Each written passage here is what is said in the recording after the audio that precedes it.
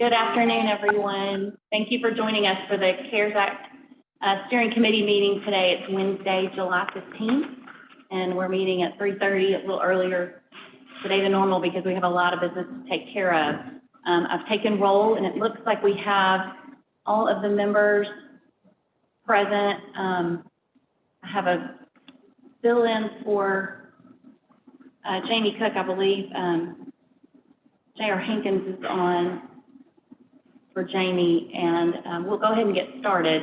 I sent around the minutes. Does anybody have any changes or questions to the minutes? Motion to approve minutes. Thank you, Representative Jean. Motion to approve. Second. Second by Bill Gossage. Thank you very much. All those in favor of approval of the minutes, please signify by saying aye. Aye. Thank you. Any opposed? Aye. Is that an aye for the minutes? Okay. Any opposed? Okay, thank you. The minutes have been approved.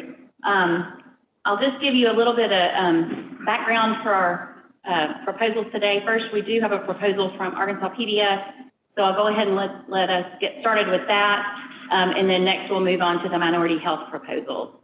So I know we have Courtney Pledger here, the director, who can summarize the proposal and give us some additional information. So Ms. Pledger, I know you're here and you're also live streaming our meeting today. So thank you very much.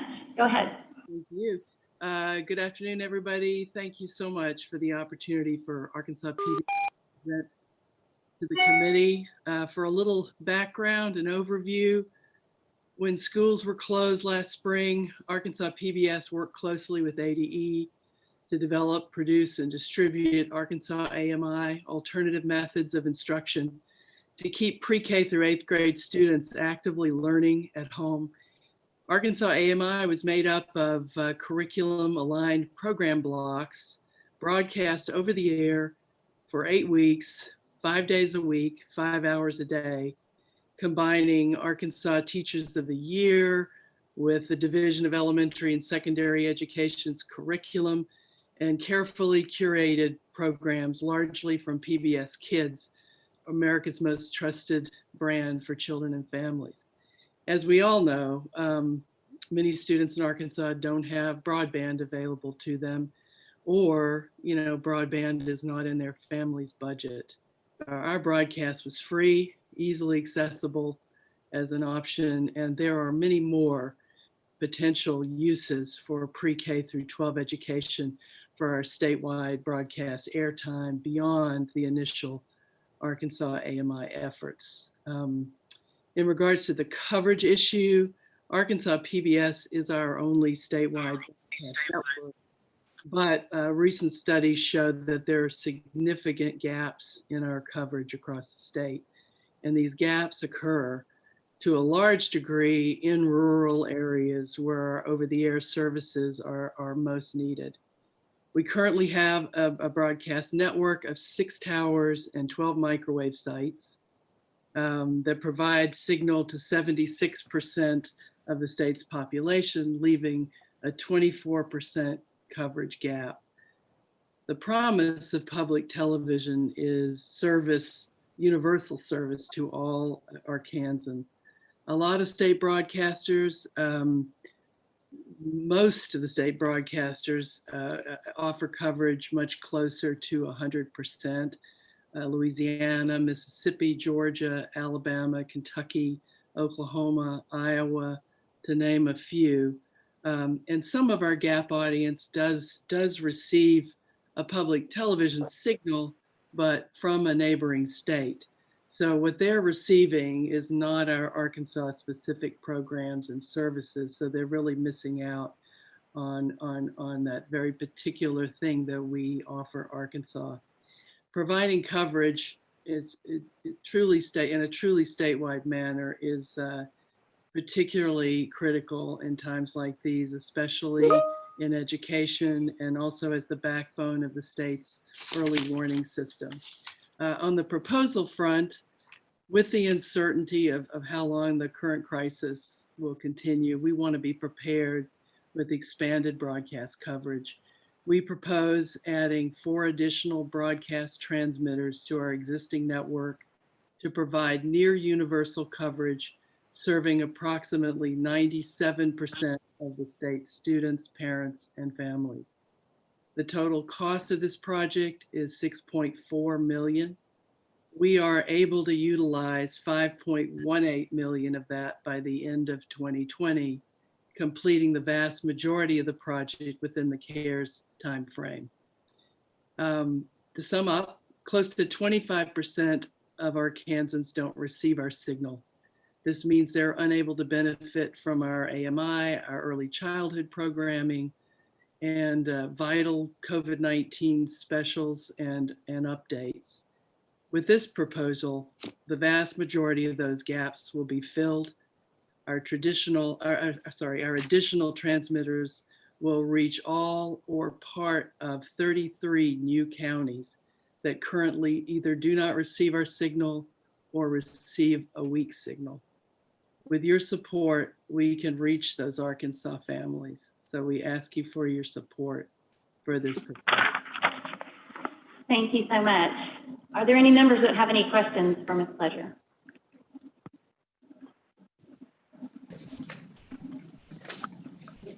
Madam Chairman, this is Larry Walther. Yes, Secretary Walther, go ahead. I just want to point out, it's really not a question so much as a concern as we move toward the end of the year and the expenditures that will be associated with this project.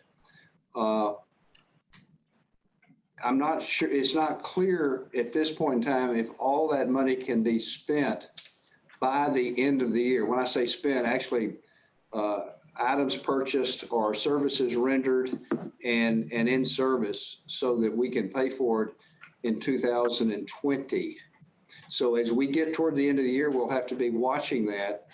And to the extent it can't be done and it moves over into the following year, 2021, if we don't have an extension of the date that we are now working under, and that is December the 30th of 2020, if that's not pushed out, then we'll have to find other sources of revenue to complete the project, or it can't be completed if we don't have the money. I just point that out to the extent we don't get it done this year, this calendar year.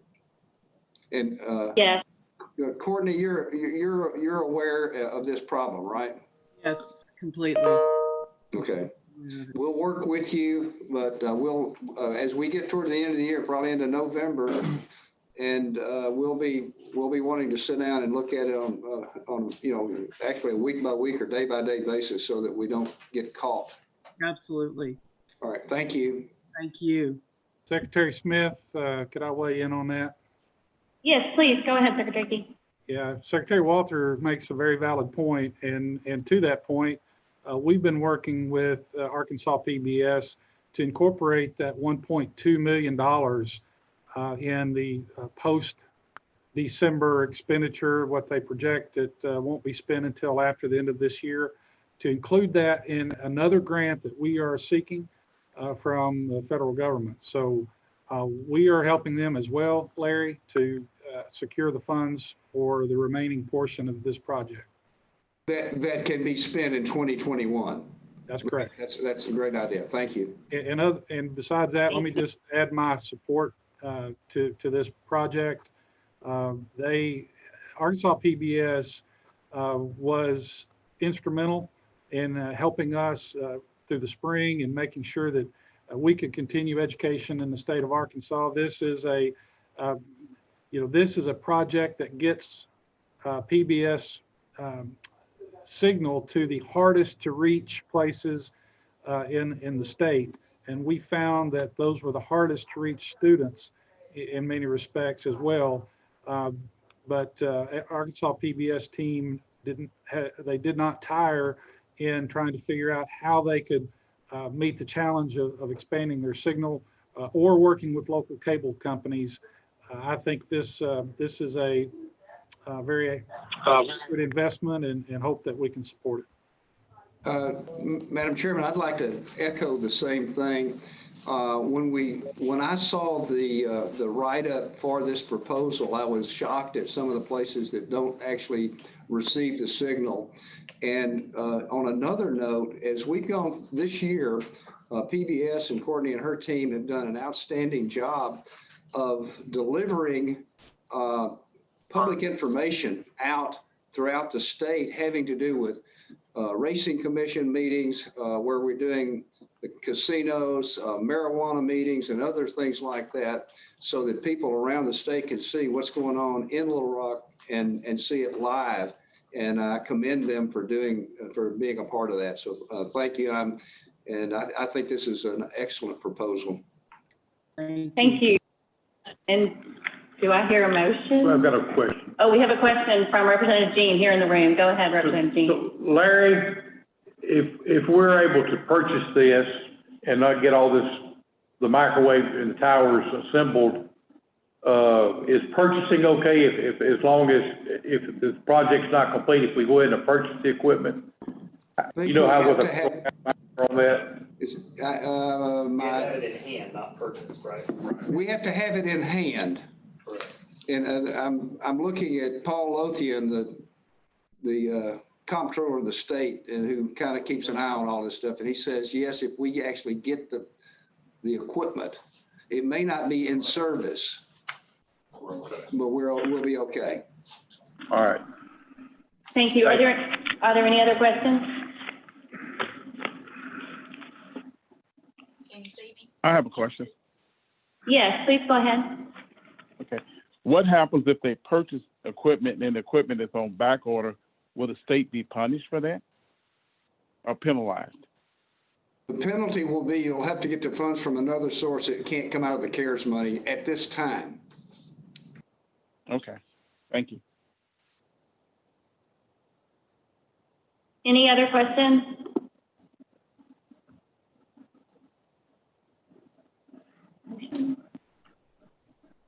There are no more questions, Madam Chair. I'd move approval of this project. Thank you, Secretary Key. Motion to approve. Is there a second? Second. Thank you, Secretary Walter. Any discussion or other questions prior to the vote?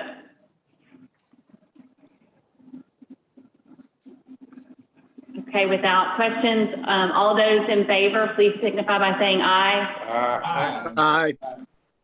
Aye. Any opposed?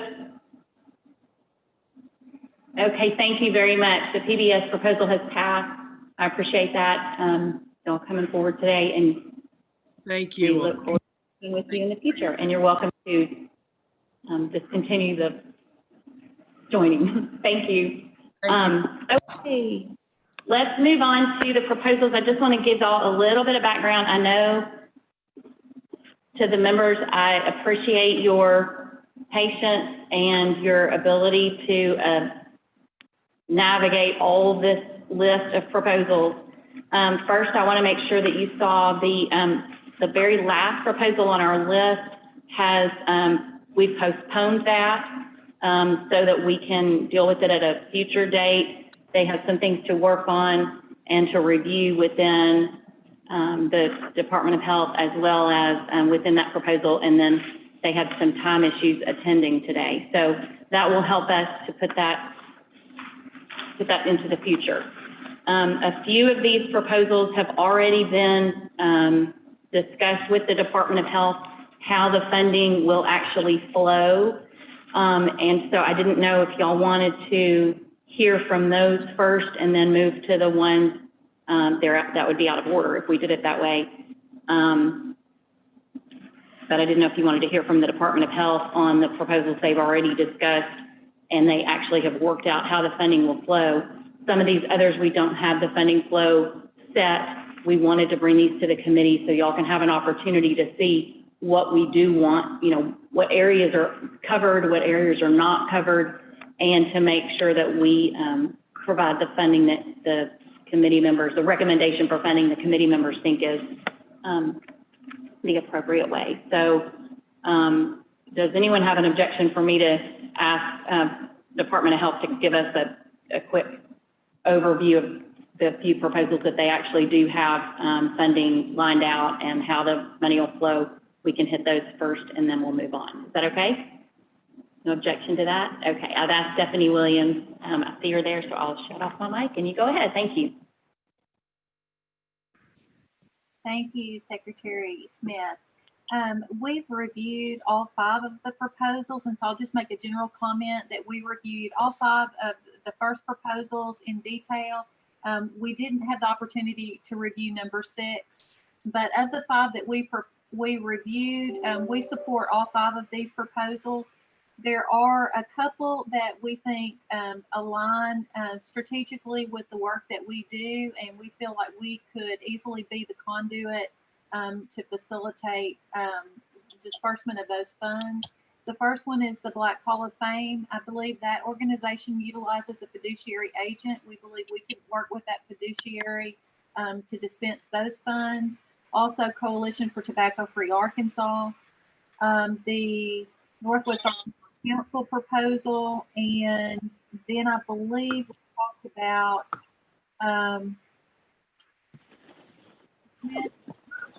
we made a recommendation on the proposal for the Say that again, Stephanie, we're losing you. You're kind of coming in and out. We heard you you mentioned, I'm sorry, you mentioned Northwest Arkansas Council, and then after that, you kind of faded.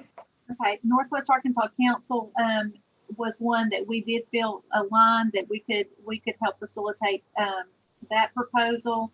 And then the Arkansas COVID Ad Hoc Committee, we weren't sure that we were the best agency to facilitate that one in particular because it is a pretty diverse and complex proposal, and there's a significant amount of funding that's going to different areas that aren't specific to health.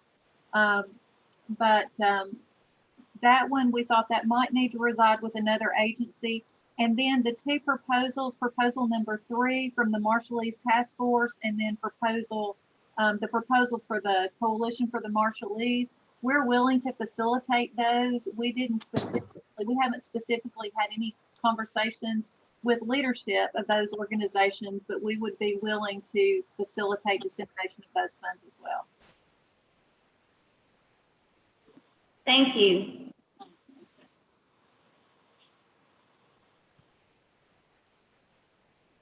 We have a question here in the room from Representative Jean. Thank you. Go ahead. When we go to the 3A and 3B. Yes.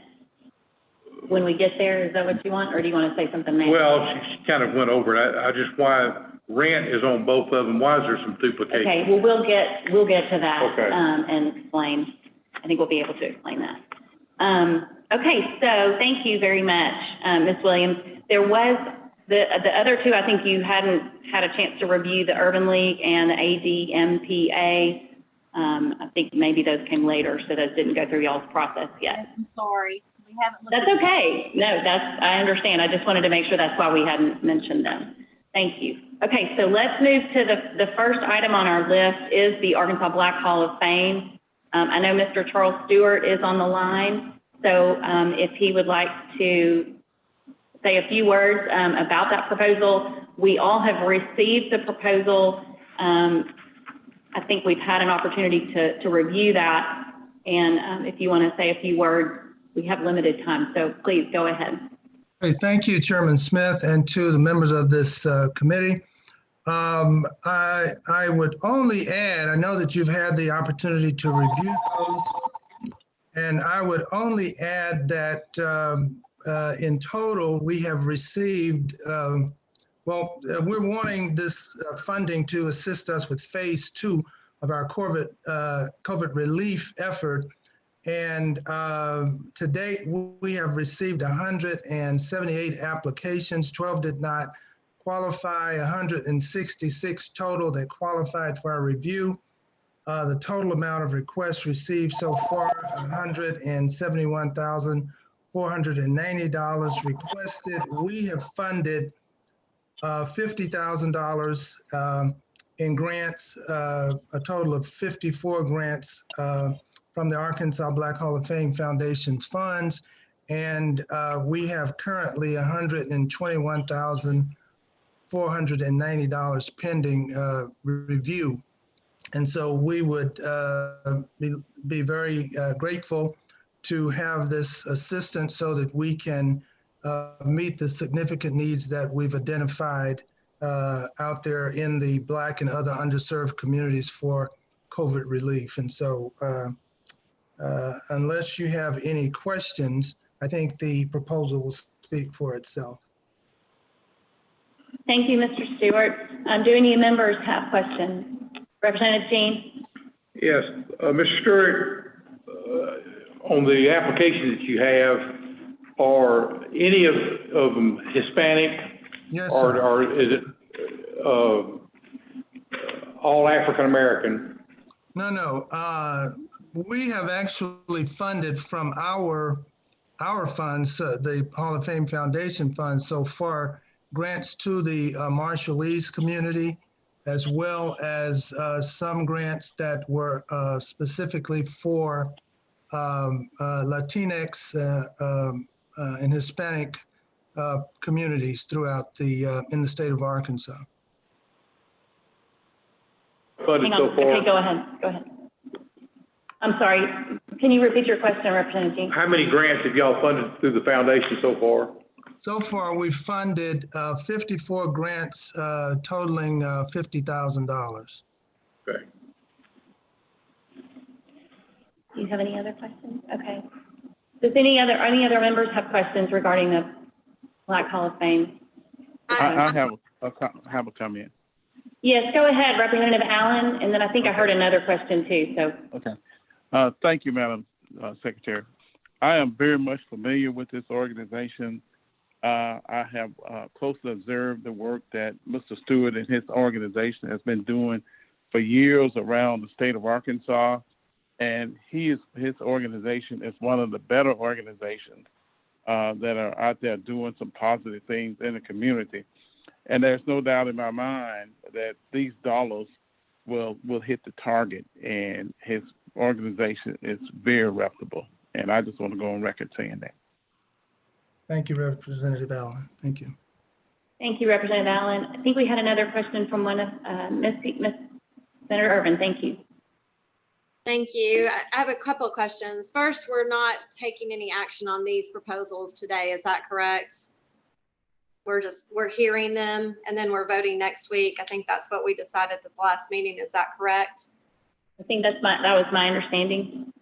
Okay, so my question number one, I mean, I know that this is a 501c3 nonprofit organization, so it's not a public organization. It's a 501c3, so there's a lot of those out there. And so I'm trying to, it seems like we have a lot of duplication in these proposals, and I'm trying to make sure that, we're not just targeting one certain area of the state of Arkansas, but that it's all across the state of Arkansas, number one. So I'd like to know, geographically how that looks. And then is there a way that these funds and these grants are audited? And I'm not sure if that's the ability through leg audit. And then that would be a question I have, just to make sure that this money is being spent appropriately in the correct way. I have a question and a concern about that. And why wouldn't we go through like the Arkansas Minority Health Commission? Well, to answer your first question, the distribution, so far grants have covered, and this is just an encapsulated version, but the city of Pine Bluff, city of Sunset, Terrell, Gilmore, Wilmot, Cotton Plant, Stamps, Lakeview, down in Ashley County. And so the grants are covering a significant portion of our distribution throughout Arkansas. And we think that this will continue as we go forward in this process. Okay, could you answer the question, auditing the money? Make Well, what are we're this, ask- how we're is that? asking, yeah, we're asking, these are in the first round, these were mini grants of $1,000. And we're asking for a report back from these organizations 60 days after they receive the funds to give us the impact and the outreach that the money was used for in those various communities. And so I think that that is auditable. And so we are giving quite a bit of attention to being able to identify and quantify the impact of the monies that's being put out. Do you know if any of these organizations applied for the Ready for Business program, which was available to all businesses across the state? For the most part, I don't think any of these organizations, because most of these are grassroots organizations. Some are faith-based. All of these do not, and we're not requiring all of these to have a 501c3. We are looking at, from a business perspective, many of these are 1 and 2 chair beauty shops and barbershops. And so I think that for the most part, they would not, and I don't think, in fact, I'm almost sure that none of them were able to get any of the PPP funds. Okay, well, I'd kind of like to know that if we can kind of square that with the Department of Commerce to see, just because I know that there was a lot of outreach done on the PPP program through the Black Caucus, I believe, to make sure that those businesses were looped in and had the opportunity to make sure that that was available. That was one of the requests from the legislature when we extended that program. So I'd kind of like the Department of Commerce, to try to check through those if possible grants, because I want to make sure that, we're being fair and equitable across the state. Thank you. Comment. May I? Yes, please, go ahead. Okay. I appreciate Senator Irvin's comments, but one of the things that really concern me is that some of the areas that are hard hit have been the minority community. And many of those people down there in the minority community do not have the resources, do not understand how to go about getting various funds to help their business and to help their communities. And that's one of the unique things about the Black Hall of Fame. Their reach is deeper than the city of Little Rock. They have a reach right around the entire state of Arkansas. So I understand what Mr. Stewart is trying to do, and I understand the people that he's trying to help, because most of the people that Mr. Stewart is trying to help are people that would not have that opportunity if it wasn't for organizations like this. And I don't want us to put Mr. Stewart and any of these other organizations into a position where we're boxing them in and making it difficult for them to get money out there into the community, especially to the people that need the money. Now, if they have to jump through a lot of hurdles and climb a lot of mountains, the money will be over with and the people will perish.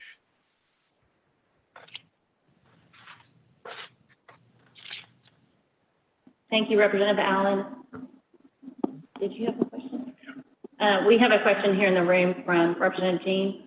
Mr. Stewart, of the 54 grants that you've done so far, are most of them businesses? Are they just nonprofits? These are, excuse me, I'm sorry. Go ahead. Yeah, these are nonprofit organizations, as I said, community grassroots organizations. Give you an example, the Delta Farmers and Ranchers Cooperative, the Dunbar Historic Neighborhood Association, the Heaven Sent Adult Daycare Center, the Lee Street Community Center, Phoenix Youth and Family Encouragement. So these are not businesses. I mean, they're small grassroots. Well, reason I asked, I heard someone talk about a small beauty shop or barber shop, and I was, are those are they applied to you, or are most of them all nonprofits? Most of these are nonprofits. We did receive some requests from some of the small businesses who have been affected by the shutdown and what have you, that were requesting funding. Okay. If I could have one more, if you could find it right quick, you mentioned the city of Stamps. Was that a business or a nonprofit? That was to the city of Stamps itself. So you are also doing cities also? Right, small towns. We're working with, I think some of with the Black Mayors Association, and have helped us to identify some of the needs within those communities so that they can get PPE and address other issues, food security and so forth in their communities. Okay, thank you. And if I may, one point that I learned in review of this proposal, as well as discussion with the Department of Health and with the issues related to the Black Hall of Fame, they utilize a fiscal intermediary. I have it listed on our agenda. It's the Arkansas Community Foundation, I think is what it's called. And the Black Hall of Fame utilizes that when they have the grant. So the dollars would flow from the Department of Health to the Community Foundation, and the Community Foundation would actually administer those grants. And so that was one thing I think that speaks to Senator Irvin's request or question related to how those grants are actually vetted. And I don't know if Mr. Stewart would like to speak to that. And I see that Senator Irvin does have another question related to that. So, well, go ahead, Mr. Stewart. On this first phase, we have a committee of our board that we set up to actually review these proposals. Also, the Department of Health Minority Equity, the Office of Health Equity of the Department of Health has assisted us in initial review of some of these proposals that have come to us, and then that will come to our committee for final review and selection of the organizations to be funded. Thank you. On the first round, we did not use the Community Foundation to manage this process because we felt that we had the capacity within our own organization to manage the first phase of that. And again, by not doing that, we had an additional $5,000 that we were able to put out in the form of grants because I think the Community Foundation's fee is like 10% for grant management. Okay. And I think one of the things I want to let the members know, if there are restrictions or, I mean, obviously when we allow funds to be given to an organization, they are required to follow the rules within the CARES Act. So it does have to go towards issues related to COVID from that March until December time period and those types of things. So we would expect that the grant that would be administered, if we approve this, that those would be followed as well. And so if there are other concerns or parameters that the members would have, those are some things that we could discuss potentially as these are developed. So I just wanted to bring that up. So the grants that you've already distributed, that was developed by the Black Hall of Fame. If you're going to receive funds from the CARES Act Steering Committee, from our recommendation to the governor, if he were to grant that, then there may be additional requests or requirements on that. Go ahead, Senator Irvin. Yeah, thank you. And I just, question, but I'd like to also respond to that. I mean, I set up a fund with the Arkansas Community Foundation as well. And I know there's a lot of 501c3s that run through the Arkansas Community Foundation. So I'm well aware of that organization. I think, when you're talking that, and that is fine with an auditing perspective when it comes to private donations, but we're talking about federal resources and state resources. And I am comfortable with a situation where you have the ability to have legislative audits be involved. Look at this. We need to utilize those. And my concern is I have a lot of poor people in my district that have the exact same issues of trying to jump through hurdles to try to get those funds as well. So, I mean, and that exists all throughout the state of Arkansas. I mean, you have a lot of poor people that fall into that category. And so, I want to make sure, number one, that we don't fall into a situation where we have,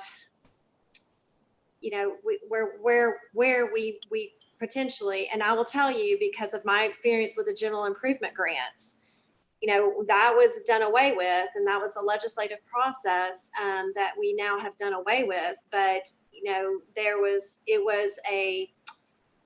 those are legislators that had the ability to really write support letters for grants that go to their districts and those kinds of things. But because of the way that was whole structured and how that money was dispersed and audited, there were some issues and problems with it. So, I'm very hesitant because of that experience that we've kind of lived through, and the ability, this is an ability for a group of people to kind of designate that and select that outside of the legislative process. And I'm concerned about that because we have a lot of elected officials, that would love to be able to do that within their districts. And I'm really concerned about how that flows. I think the other part of it is if you have a mix here, we've already spent, or we've put aside $150 million when it comes to cities and towns, cities and counties. And so that has yet to kind of figure out where that happens. So I don't want us to, I want to make sure we're maximizing our efforts across the state. And if we need a grant program that can go through, something more, then maybe we need to address those needs more of an individual basis. I'm not quite sure how we do that, but those are just my concerns and my responses because I know, and I appreciate that. I just want to make sure we're not doubling up. Thank you. Okay, thank you. I have a comment, if it's okay. Comment? Please go ahead, Representative Allen. Okay. The grants that Mr. Stewart is talking about was money that was given months ago. It's not money that was given recently.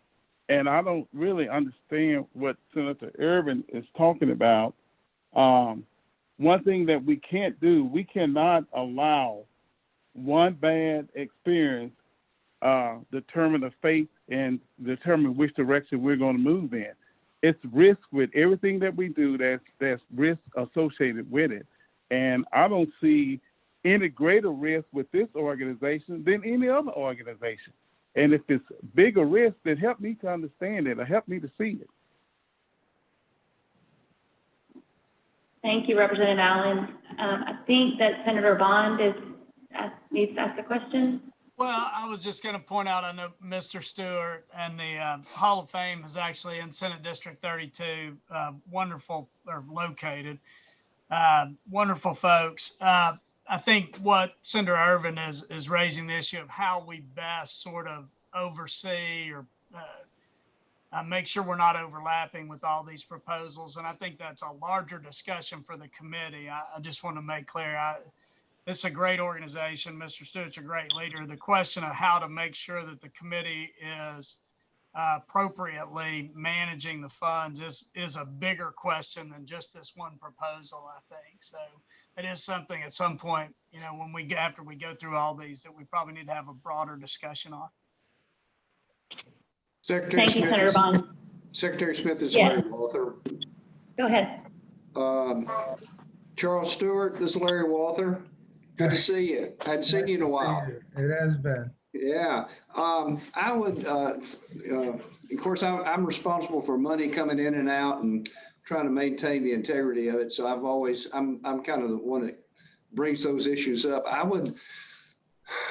guess I would caution you on the grants to the cities and towns, in that there are other ways for them to recover costs spent having to do with COVID.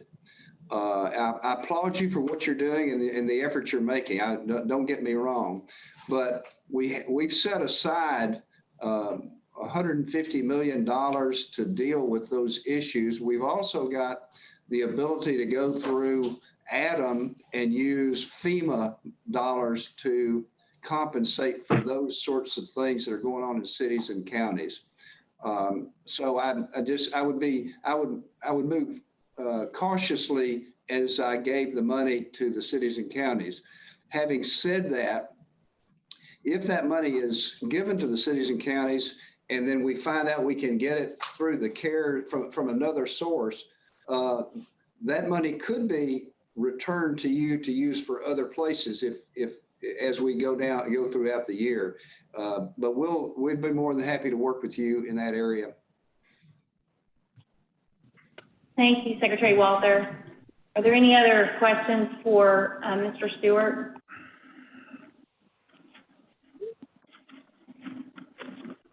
I know Representative Gray is on, and she was having a hard time asking a question earlier. Representative Gray, did you have a question you need to ask? Good, thank you. Okay, thank you. Okay, thank you, Mr. Stewart. I appreciate your presentation. I appreciate you being willing to answer the questions, and there are a lot of hard questions that we have to ask. They're not all directed specifically at you. This is an issue that we're going to be looking at for all of the proposals. So thank you, Mr. Stewart, for your time. Thank you. And with that, I just wanted to let the committee know we're at 4:12, and we have a number of proposals on our list. One thought that I had, did you have a question, Representative Gray?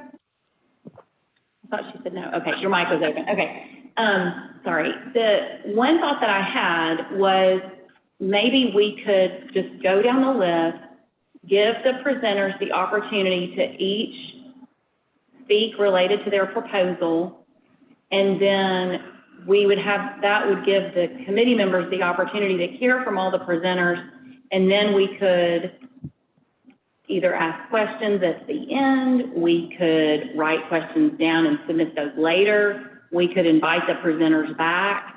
I just am concerned that we're going to get into some back and forth. I think one question I think is necessary to be answered, and one of the reasons why I wanted to have the Department of Health involved, or one of the state agencies state departments needs to be involved with each of the funds that are dispensed, is to make sure that we have that oversight.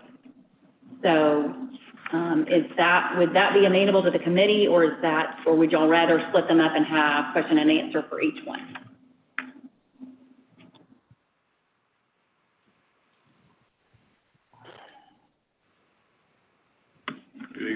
Okay. I would say. Go ahead, Senator Bond. Go ahead. I just think we plow through it, and if people have questions, they ask it. I don't know, it may take a little bit, but I don't know that there's a better way to do it. There may be individual questions. It's a big issue to me how these all fit together again, and to make sure that we're getting money out to some of these communities that are greatly in need, but that we're doing it in the best manner, where it's quick. That's a big concern of mine, that we get it out quickly and in a way that can be accountable. Thank you. Okay, so I guess we'll just go ahead with the next one and we'll see how it goes. Coalition for Tobacco Free Arkansas. Ms. Kathleen Donald, I do believe that I saw her call in. This is a request for $50,000 to get educational materials out. Are you there? I'm on the line. I'm here. Great, go ahead. There you are. Please go ahead and speak. Good afternoon. Yes, our proposal is a little bit bigger than just getting education materials out. We recognize back in June that we were experiencing a problem in Arkansas, making the connect between COVID, the spread of COVID-19, and how we could slow the spread by the public wearing a mask and properly social distancing. However, that seemed very simple, but we also recognized in early June that many people were not doing that. So we thought that we could help increase, change the social norms around people's lack of wearing through educational campaigns, prevention, and that would include media outreach campaign, and so to speak. So we started searching for funds to see what we could do our part and helping to minimize the spread through an educational campaign that would be targeted towards communities of color, primarily African Americans, from Pine Bluff going down Highway 65 all the way to the state line right outside of Eudora, with educational messages and the importance of social distancing 100% of the time and wearing your mask. And the reason to wear the mask, you wear your mask for me, I wear my mask for you. And hopefully a consistent message would help us in the state. And today I listened to the governor's daily briefing, and here it is, July the 15th, and we are still experiencing a problem with people recognizing the need. I'm going to say that they're recognizing the need to wear masks. So that is what we saw the need, and we proposed to help mitigate the problem if we're allowed to require funding to do the work.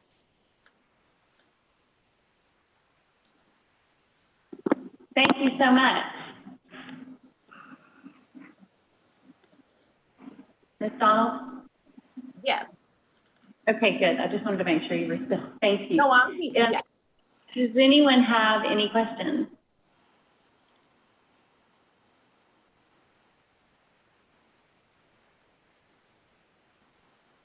Next. Okay, well, thank you very much. I appreciate it, Ms. Donald. And without any questions, we'll move on to the next proposal. Thank you. Thank you. So we have two proposals under number 3. Initially, we received a letter from the Marshall East COVID-19 Task Force requesting assistance, and they didn't quite understand what to do. So the first request was asking us to help them. And then just recently, yesterday, we received a identified amount listing specific items that they were requesting. We also received a request from Arkansas Coalition of Marshall East. These are two organizations that assist the Marshall East. They can both explain that to you a little better. While they do both cover similar items, there is a lot of need for the Marshall East community. I think Department of Health has been working and discussing this with them. And I'll go ahead and ask Stephanie, is there anything that you would like to say to kind of kick this off, or is Dr. Smith available, Dr. Michelle Smith? I wasn't sure if she was able to call in. I don't think that Dr. Michelle Smith was to join. She has been working with the group that's putting forward this proposal, and I believe Director Sharonda Love is on also, and I think she may have also been working with this group and might want to make comment. Thank you. Director Love, do you have some initial comments? Just to say that the Minority Health Commission is in support of the proposal, and we currently have a grant process that is audited through legislative audit, and would be willing to assist in any way that we can. Okay. And would you be, I think what Stephanie Williams told us right at the very beginning is that we would be able to pull both of these proposals through the Minority Health Commission. Yes. Okay, good. Okay, thank you. I believe that I know that Mr. Alec, or the Counsel General for the Arkansas Republic Commercial League, I know he's on the line. We received a proposal from April Brown, so she may be the one who wants to speak, or Mr. Alec, either one of you. I'll go ahead and turn the floor over to you. Thank you.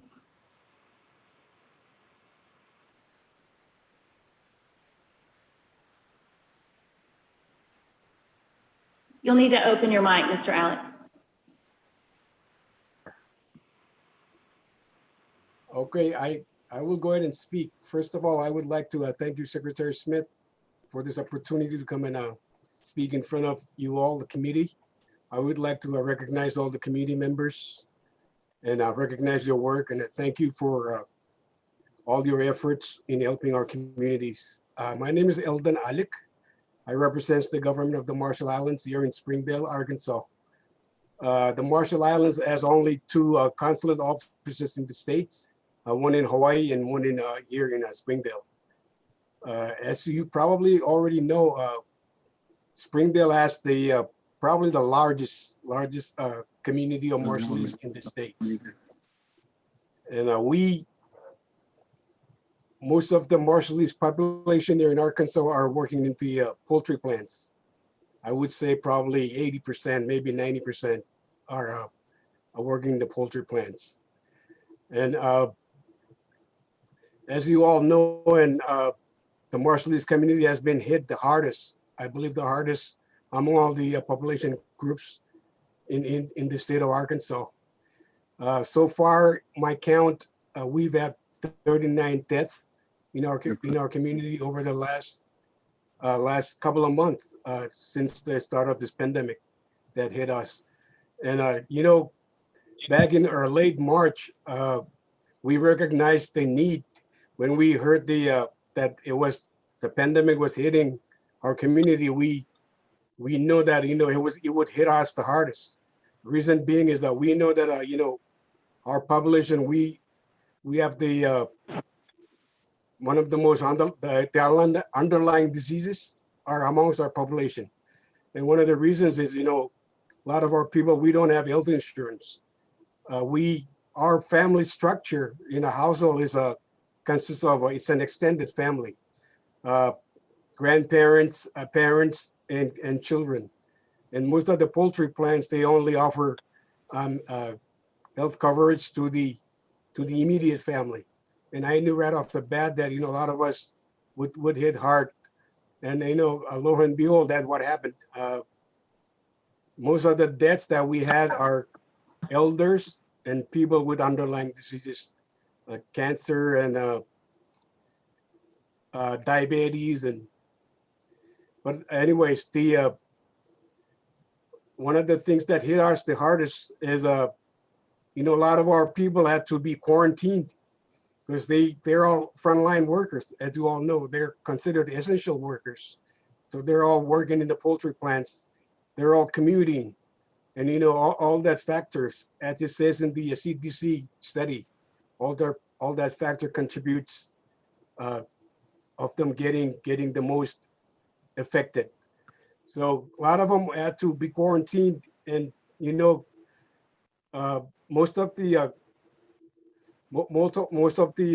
poultry plants, they offer like 2 weeks, 3 weeks pay, but the majority of these people are going over 3 weeks, 4 weeks, 5 weeks, because one after the other, one would be quarantined and then another would get it, and then the rest would be quarantined again. So right at this moment, there's a lot of families, Marshallese families that are out of money. They're needing money for rent. They're needing money for electricity. They're needing money for water. And on top of that, with all these debts, and people have to pay for funeral expenses and costs. So this task force that we created, it's comprised of a lot of the leaders in the Marshallese community, including a representative from the poultry plants and the hospitals. We meet every Monday, and we discuss ways to help this community. that the proposal that we submitted to you guys, we didn't know that we were supposed to include money, but we know that, what the most immediate need would be to provide health care for these people. Just to give you a little history of the health care, we, at one point, until 1979, we were eligible for Medicaid until, I believe 1996, I'm sorry, when the US Congress did something to the Personal and Responsibility and Opportunity Act when Clinton was in office. And they tweaked it and we were caught in it. And ever since we haven't been able to be eligible for Medicaid. Right now, only Oregon and Washington and Hawaii, they are providing Medicaid for our people. And I strongly suggest that this is something that if not the federal government can fix, the state of Arkansas can fix to help our population. But the money that we propose right here, it's to help the immediate need right now in our community. Thank you very much. Thank you very much, Mr. Alex. Does any members have any questions for Mr. Alex?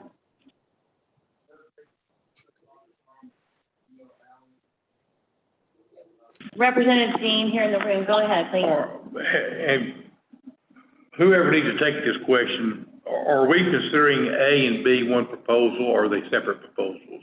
Well, they've been presented to us separately, but I think we can combine the need and have the Minority Health Commission process those if that is amenable to, I think Director Love and Department of Health were willing to take them both together, if that makes sense. Well, and I'm looking at it.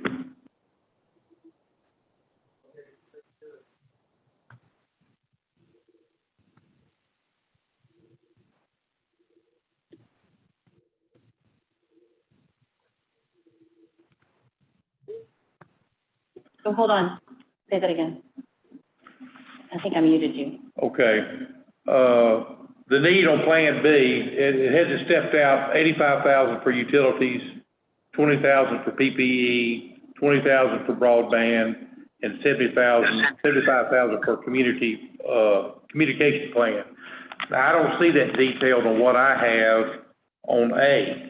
It's just $273,600. I may not have all the material, but and I'm just wondering if the same organization is going to administrate this, or is it two different? I just need some more information before we vote on this Monday. Okay. Let's see, Director Love or Stephanie Williams. I know Michelle Smith is on the line as well. She has sent me a message. So could either of you speak to that? Hello? Yes, go ahead. Okay, the grant that was just stated, that is an old grant for ACOM. I believe they submitted a revised grant today to Secretary Smith. I'm not sure if you received that.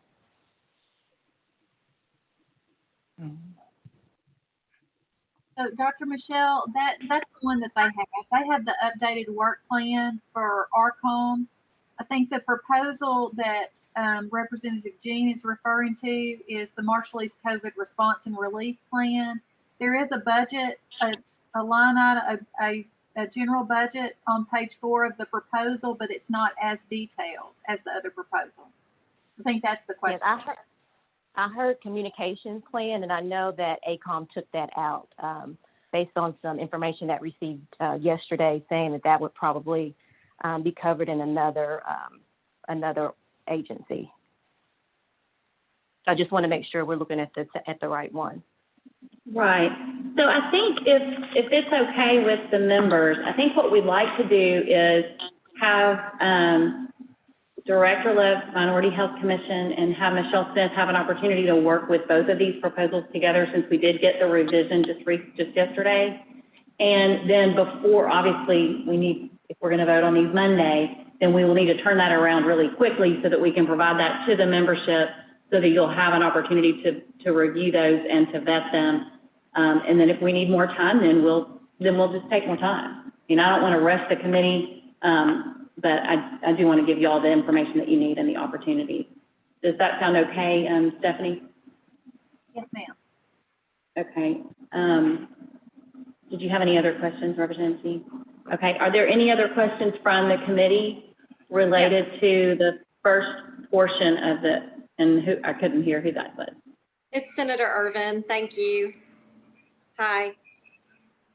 Just, can you hear me? Hello.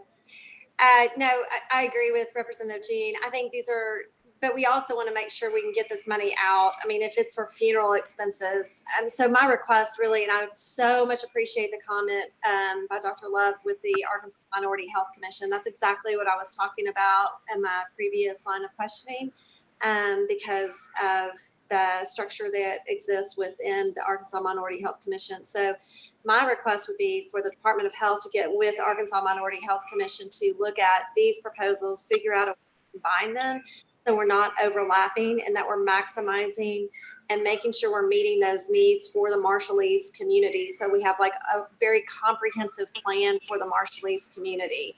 And that also might also need to go through what the Northwest Arkansas Regional Plan submitted, so that we're not overlapping, but that we have like one comprehensive plan for the Marshallese community. I think that's really, really important. So, that would just be my recommendation. If we can get that between now and next week, that would be great. Thank you. Thank Hi, you. everyone. This is Melissa, and I am the Executive Director of Arkansas Coalition of Marshallese. I just want to point out some things. And if you look at our proposal, we had to step back on a few of the items that we had originally put on there. But the updated one is pretty simple, is directly to the point, and it's going out directly to the community. But also want to let the community know that as Consul General, as mentioned earlier, our community is getting hit pretty harshly.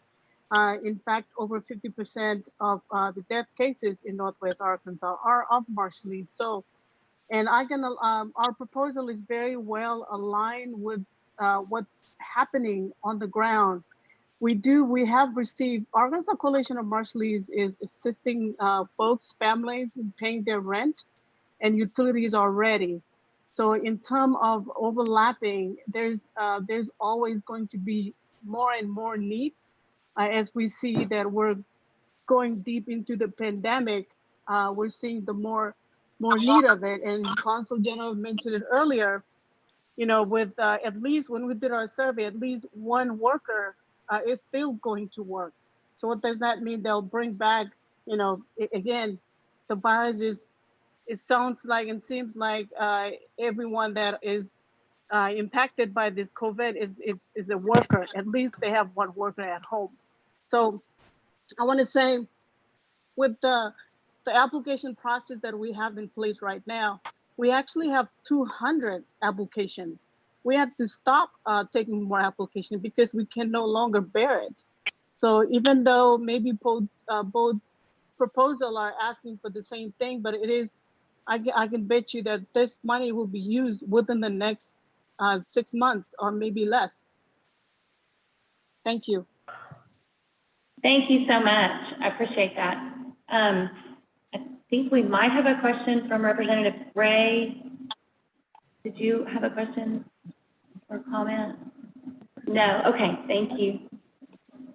Is there anyone else who has a question or a comment related to these two proposals from the Marshallese community?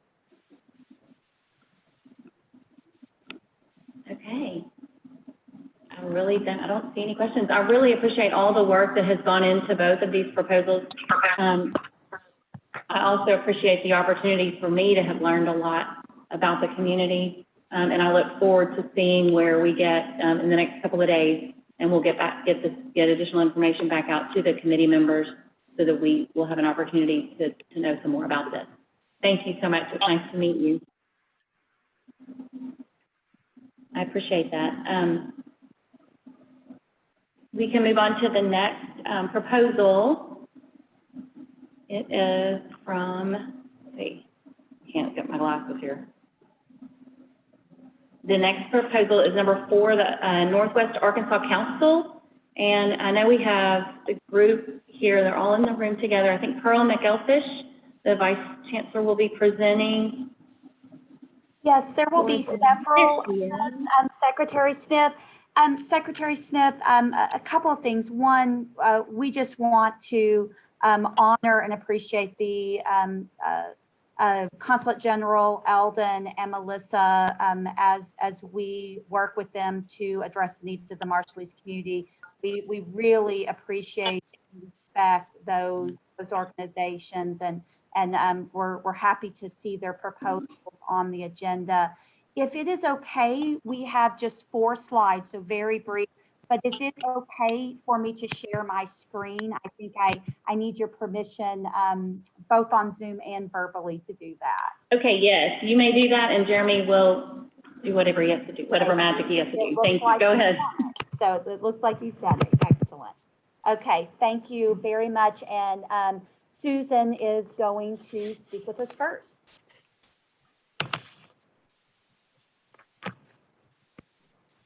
Good afternoon, Secretary Smith and members of the committee. We greatly appreciate the opportunity to visit with you this afternoon. We want to be respectful of your time. We came prepared to give you a brief overview of both the reason why we have made a proposal and the content of that proposal. But at any time that you feel like time is used in a better way, please don't hesitate to let us know. My name is Susan Barrett, and I am the chair of the Northwest Arkansas Council's Healthcare Division. The members of our division include Washington Regional Health System, Northwest Health System, Mercy Health System, Arkansas Children's Northwest, VA of the Ozarks, UAMS Northwest, Whole Health Institute, and the Community Clinic.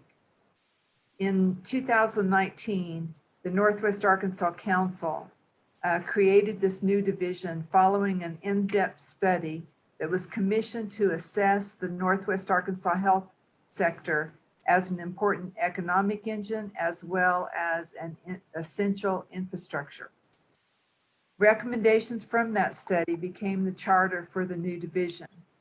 We were assigned to design the roadmap for to Northwest Arkansas being a world-class destination for health services, health education, and health research.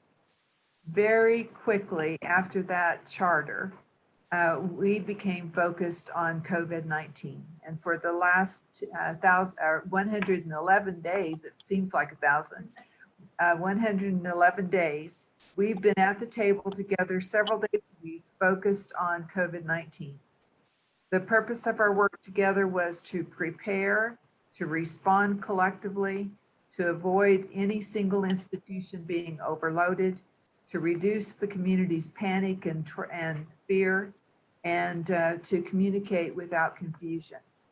We've undertaken major efforts to accomplish those goals, and they are daily work. I wanted to share with you that some of the key accomplishments that have been realized is that, first of all, the group came together and created a regional surge plan by assessing our bed capacity, our ventilator capacity, our PPE stockpile. We also developed a tracking tool so that that could be used day by day as we moved through this journey. We established a system for mutually sharing of PPE by working together to enhance our testing capacity and support for the frontline healthcare workforce. We created a mechanism for joint communications to reduce confusion and reduce fear. We established a back to work tool for the smaller employers of Northwest Arkansas so that they had good information of guidance coming out from local, state, and federal regulatory bodies. We updated that surge plan when the spikes began to be day-to-day reality in Northwest Arkansas. And we have carried a significant load for regional screening, testing, hospitalizations, and outpatient care. Institutions have done a remarkable job, in my opinion, of balancing the load that came to them each day. We are here today to talk to you about the special populations, and I don't think that I could even do it justice as compared to Eldon's comments earlier in the day. We are very aware of these special neighbors. As a collective medical community, I think that we've learned a lot together at the table. I have with me today the executives from two of our members who have been asked by our group to take a lead role for us with efforts to support contact tracing and case management that's needed that we are seeing in our Latinx and our Marshallese neighbors. The two organizations these executives represent have the strongest and the deepest trusted relationships in these communities among our existing members. The first one that will speak with you is Judd Semmingson, and then he will be followed by Pearl McElfish. We come to you today representing our division with a strong sense of urgency. And I don't say that lightly. We don't come to you without having done everything, working with local resources, working with our local support before we addressed you with a proposal. We've had great support that has allowed us to secure additional PPE. We've had additional support in creating tracking tools, additional support in the workforce stabilization, support for testing, both through dollars and through just moral support. But what we come to you today is an urgency around what is needed for contact tracing and case management that go back to some of the dialogue that you've heard from previous speakers. Our plan is very closely aligned with our interpretation of the ADH's work with CDC and the recommendations that came out of that work specific to Northwest Arkansas. Our sense of urgency is also based highly on knowledge that we've gained in day-to-day real life. We report out to each other frequently throughout the week, and as the epidemic proceeded in Northwest Arkansas, you could hear that sense of urgency in every speaker as they made their reports. Our journey has been complex. We have faced challenging times, and we see the outcome of this proposal to be critical for our current state, but just as importantly, critical for infrastructure for whatever comes ahead of us. So I'd like to turn it over now to Judd, and he is going to share with you a little bit about why the proposal exists. Thank you. Go ahead. Thank you, Madam Secretary and members of the committee. We greatly appreciate the opportunity to come before you this afternoon and speak more in depth as to our proposal. And as we look at the rationale behind this proposal, I could not have had a better foundation than Council General Alick and Melissa from ACOM to really talk about the sense of urgency that we see in our Marshallese community, but also our Latinx community. I am the CEO of Community Clinic. We are the federally qualified health center here in Northwest Arkansas. And like many of us throughout the state, we see a large portion of our underserved populations. We are not alone in this lift, and there are many throughout our state, as Senator Urban mentioned, that see a great number of need. But as we look specifically in Northwest Arkansas, and that need really has been a tremendous burden amongst both our Latinx populations and our Marshallese populations. We see as of July 14th that even though our Latinx and Hispanic populations are approximately 17% of the total population, they alone represent approximately 46% of the COVID cases in Benton and Washington County. The Marshallese population, at about 2 to 3% of the population, represents about 19% of the COVID cases. So the majority of the cases born in Benton and Washington counties are these communities. A majority of the deaths, as was stated previously, in Benton and Washington County are born within our Marshallese communities. So there is a tremendous sense of urgency. These certainly are our essential communities and our essential members that we see. And so we want to look at an immediate response to that to really address not only this public health issue, but also this economic health issue, because many of our support systems, many of our poultry workers, as stated, are in this Hispanic and Marshallese communities. The other part of this rationale is really the capacity. And as stated by Susan, this is a group that really comes together and has a large partnership. We have we have worked together to ensure that we have capacity both on an inpatient and outpatient system. When we looked at increasing the testing need, we were there ready to do that. And we have already begun with a foundation of private funding to ensure that we have that preparation in place and laying that groundwork to enhance our response within Northwest Arkansas. So we see that we're able to assist and work together in conjunction with the Department of Health in that capacity. And really the final piece that leads into is the coordination and integration. And as we look at the Department of Health and its subcontractors, we already are in that process where we're working with those groups. As we review the recommendations and the report from the CDC site visit with the Department of Health, things that we have been doing are very consistent with the recommendations, and we want to look at taking that further, and thus this expansion on that. We see ourselves really being able to coordinate the testing, contact tracing, and the enhanced case management to help our community members tie in to our groups, to our organizations and our community partners like ACOM, like the Hispanic organizations within Northwest Arkansas, to make sure that they're doing they're assisting in maintaining those quarantines. And then we also want to work again in the private and public partnerships as we look at including our nonprofits working to get out into those communities and really have a significant impact to it. So we have that history, and we've worked very diligently with our groups, and we feel like that allows us to have a very good coordinated effort in this response. And so with a few more details of the process, I'm going to turn it over to Pearl McElfish. Thank you very much. Thank you. Sorry for the passing back and forth, but we're doing a good job of staying 10 feet apart and with masks on if we're not talking. So I'm just going to briefly talk with you about the components of the plan. You have the plan, and we want to keep it brief.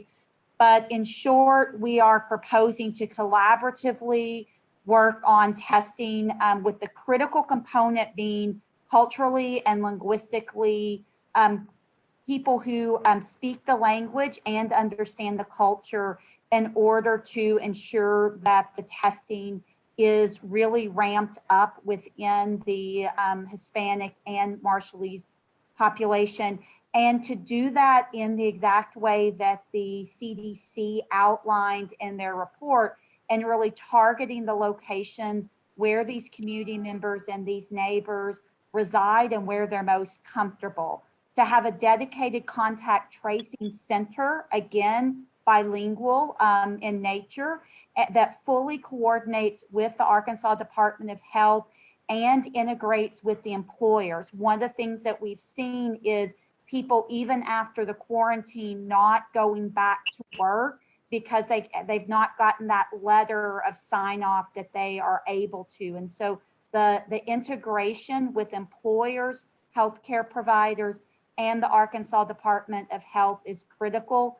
UAMS is currently an approved contact tracing group, meaning that we can do those contacts as they're delegated to us, and have agreed to serve that role for this component. And then enhanced case management. Most of the stories that we are hearing that represent really thousands of people is that once they are told to quarantine at home, They may not have picked up their diabetes medication, have access to food. And so they want to do what they're being recommended to do. They want to self-quarantine, but they need to be connected with the current social support services in order to do that. And so this connection with the services is essential. The couple of other things I wanted to hit on and is that we are very supportive of the work that Eldon and Melissa are proposing. I think that they're proposing very grassroots efforts which are needed. We are proposing healthcare infrastructure coordination. And so they are complementary but not duplicative. We are UAMS, so the many components of the groups that would carry out this proposal are state agencies, and then all of them are audited. And so we can definitely meet all of the audit requirements and even state purchasing requirements. And that this is work that we have started with private funding, but without state support, without your support, we will not be able to do it to the extent that's needed. And we will continue to see these populations bear a disproportionate and quite frankly, heartbreaking burden of this disease. And so we want to keep this very, very brief and answer questions as opposed to just talking at you. And so we're happy, myself, Judd, and Susan are happy to answer any questions. Thank you so much. The proposal is, I think, $6,553,272. Correct. So thank you. Who has questions? Hold it on. Well, Representative Jean is here in the room and he has questions. So when I see the next person, we'll call on you. Go ahead, Representative Jean. On your contracting tracing staff, you have 2.4 million. How does that coordinate with what the state's doing?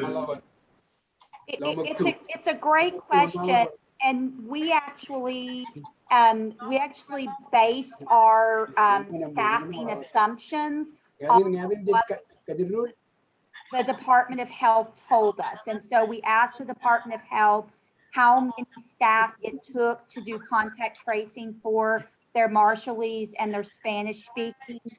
Then we took the number of active cases, again, data given by the Arkansas Department of Health, and did those staffing calculations. And so it's completely based off the CDC and the health department's recommendations for the number of cases that are active times the number of contact tracing. And so I would see this, or I envision this very much like the higher ed proposal, where the Department of Health is still 100% in charge, but that they've delegated a component of it to a partner organization who is embedded in that community. Thank you. Go ahead. And I'd like to talk to somebody with the Department of Health, either Ms. Williams or somebody. I'm looking at the Hispanic population being tested and everything, and I'm assuming this is for the Benton and Washington County area, but yet Yale County has 13% Hispanic population, Hempstead County 14%, and Sevier 35%. What we're doing here will have no effect on those counties that have high Hispanic population. I'm assuming, I'm just asking. And are we able to handle the three counties I mentioned now through the health department, through testing and contact tracing? Are we what the state's doing handling those counties now? I think I'm unmuted, Representative Jean. Thank you for your question. So what this would allow us to do, because there is existing infrastructure and a willingness of the Northwest Arkansas Council to do this work in Washington and Benton County, it will allow us to focus on the other counties in the state where there also is great need. So your point's very well taken. We see this as an opportunity for us to work with a partner who has capacity, has boots on the ground, and knows that community really well, to basically be able to extend our reach in other areas where we know we need to be reaching out to the Hispanic community and the Marshall East community, because there are Marshall Islanders in other parts of our state as well. And one more follow-up. And I see that there's $4 million for testing. How many tests will that do? How many? 4 million? I just wondered, curiosity. Does anybody know? Ms. Williams may want to answer this. We did not calculate it on a number of test basis. A lot of the cost is in setting up these pop-up or mobile testing within communities. And so part of the cost is being able to run an assay. But the bigger part of the cost, as you review the CDC report, it's really about having the staff that are going into an entire apartment complex, which we've done in partnership. The Northwest Arkansas Council members and the Department of Health have done this a couple of times, or going into a household, a large household, and testing everyone, and 5 days later testing everyone. So the short answer is I don't know, but I'll get you that number. The longer answer is that it's both about running the assays, but it's not duplicating the current testing system, which is working for some people, but we know that there are populations that are not adequately accessing the current testing system, and that's leading to a very, very rapid spread. And Ms. Williams can address this even better than I can, but what I'm truly seeing within the community is that one person gets exposed, and that by the time they're tested, 30 or 40 more have been exposed. And what we're trying to do in coordination with the Department of Health really disrupt that through very targeted and rapid testing where those exposed individuals are. And again, Ms. Williams, you can answer this even better than I can. Anything else? I have a question. Go ahead, Senator Evans. Thank you. It's a little bit of a follow-up on Representative Jean's questions, because I'm just asking a question. We have a lot of legislators, I think, that are watching this meeting today for more information. And one of those legislators told me that 47% of their student population in her school is Hispanic. And she resides, not in Northwest Arkansas or any of the other counties that Representative Jean laid out. And I know Independence County has a large population of Hispanics as well, And so, I'm really, I believe that we need to act in this space, but I want it to be comprehensive, and I want it to be statewide. Because one of the questions I have, and if you could get this information to me, is, we have reviewed and approved contact tracing statewide for the Arkansas Department of Health. So my question is, are we, can we then reduce that ask through the Department of Health by 6 million if we're going to be doing contact, or 2.4 million plus the 7,000? Would that be, could we reduce that at the Department? If we're going to fund this effort? Because I understood that was statewide, but now, I have this is different now. And so, and I don't disagree with you, but I can tell you in our areas, as many other areas across the state, you have I have doctors and nurses that are being exposed, and their test they're taking on a Friday, they are not getting those back until maybe Tuesday, Wednesday of the next week. In the meantime, a lot more people are being exposed because we don't have mobile and rapid testing. And that's kind of the same story across the state. So, I just want to make sure we're again, this is a statewide approach, and I don't mind partnering with those, but I would like, if you could submit more information to me on exactly how much, like your FQHCs, I know have gotten federal funds for that testing capability. I'd like to know how much has been received from that area in federal funding for testing, and you know, how that's been used, and to make sure we're not duplicative. That's one of my questions. I'd like more information about the specific numbers and where this money is going to, if it's FQHCs, is it hospitals, you know, and how much money they have received. And if this is not something that we need to utilize and look at, you know, all across the state. Not everybody has a Northwest Arkansas Council. And so I'm trying to figure out how that kind of works across this, and how that helps your other hospitals. I really appreciate that. And Missy, as you know, Senator Irvin, as you know, I grew up very much in your neck of the woods. And so I very much appreciate the need to have a comprehensive statewide plan. As we have talked with the Department of Health and as we've talked with the CDC, I do think we feel like that we can take that we can increase the capacity of the Department of Health by taking some of this burden in partnership and being able to do it.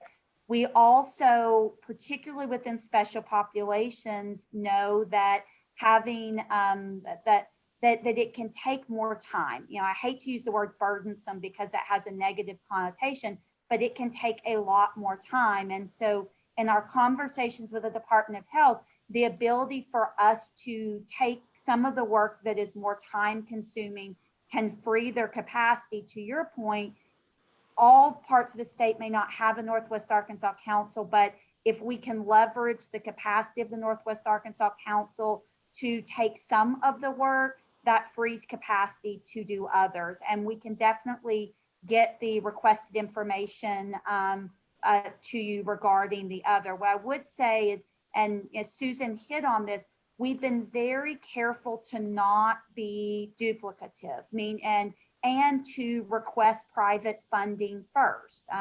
So we've been able to leverage some private funding to be able to, when I say private, Walmart Foundation and Walton Family Foundation, to be able to get the training up and going, some of the infrastructure, so that we're not having to request funding for that amount.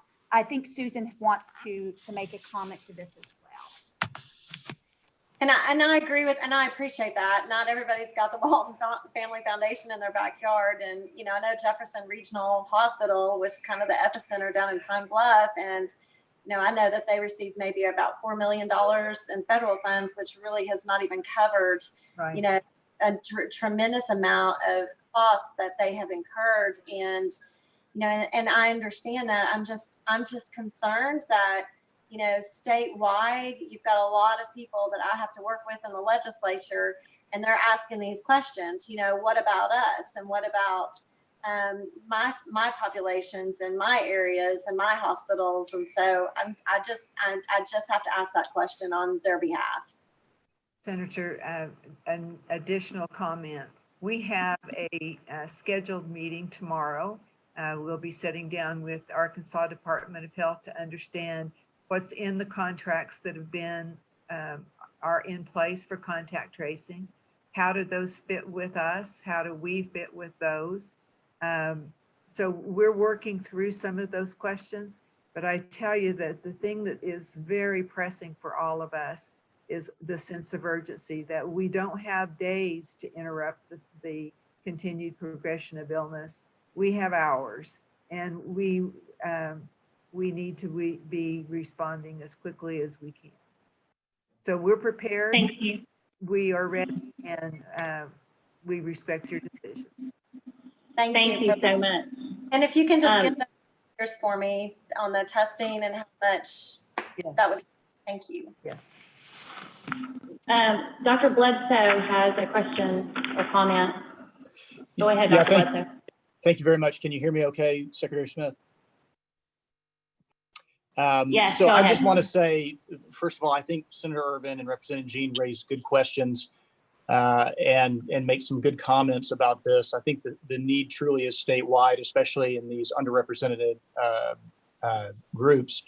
But what I love about this proposal is that it's a very strategic way of targeting the groups in this region of Northwest Arkansas, particularly the Marshallese population. And Senator Bond raised the issue in the last meeting that we need language-specific people who can interact with these communities, people who are embedded in these communities, who can serve as partners, who these communities trust. And what I like about this proposal is that it leverages those assets within the communities who speak the language and who are advocates for those communities. And then it also partners with the advocates and the boots on the ground institutions that we have in Northwest Arkansas that are already trying to take care of these people, but they're going to do it in a more efficient way with this funding. And what Stephanie said at the Department of Health, I think, is really an important piece of this. Is that this isn't taking funding and giving it to one region of the state and exclusion to the rest of the state.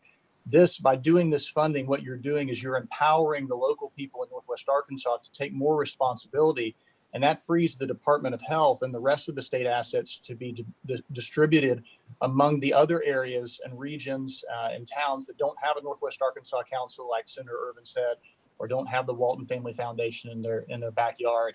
So I'm a big fan of this proposal. I said it last week in the committee meeting, and I just wanted to say that again for the public record. I think these are the sort of proposals that we need to be looking at seriously, where you have an underrepresented group of people who are suffering disproportionately from this disease that can be strategically, partnered with by local boots on the grounds institutions that are reputable and credible and very talented at what they do.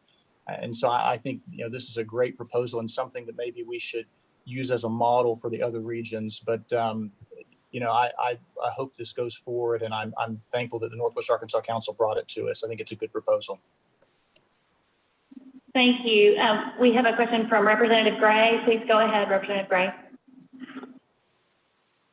Question, kind of follow on Senator Irvin's original comment, was this is seemed to me this is a little bit duplicated. If Department of Health, what we have already approved for them in contract tracing was statewide, then this seems duplicative to me. So I guess my question would be, are we going to look at reducing the amount that we've already approved for the Department of Health for contact tracing for this part of the state? Or how do we plan to address that? I think we might ask Stephanie Williams to respond if you can, or if Dr. Smith or Dr. Bledsoe are available.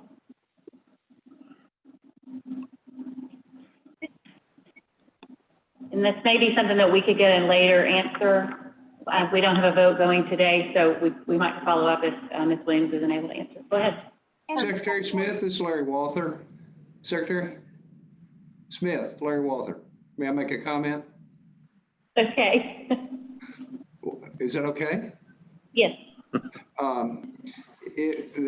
As we were going through this, the same thought that Representative Gray expressed came to me also, that if this is apparently a great model, maybe that's the model that ought to be used by the health department to work with groups like this, and they have a significant amount of money that's already been set aside for doing what we're talking about. And maybe that's something that would be appropriate for them to use. I would just ask that if that's a possibility.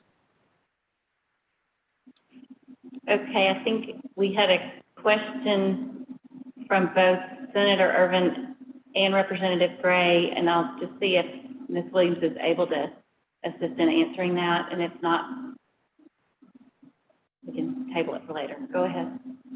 Secretary Smith, I'm sorry, I was trying to unmute and I seem to be having problems. So as I said before, we really are looking at this as an opportunity to expand capacity. We do have a meeting with the group tomorrow with Ms. Barrett and Ms. McElfish, and we'll be happy to look at how we can incorporate them into into the work that's being done with the contractors.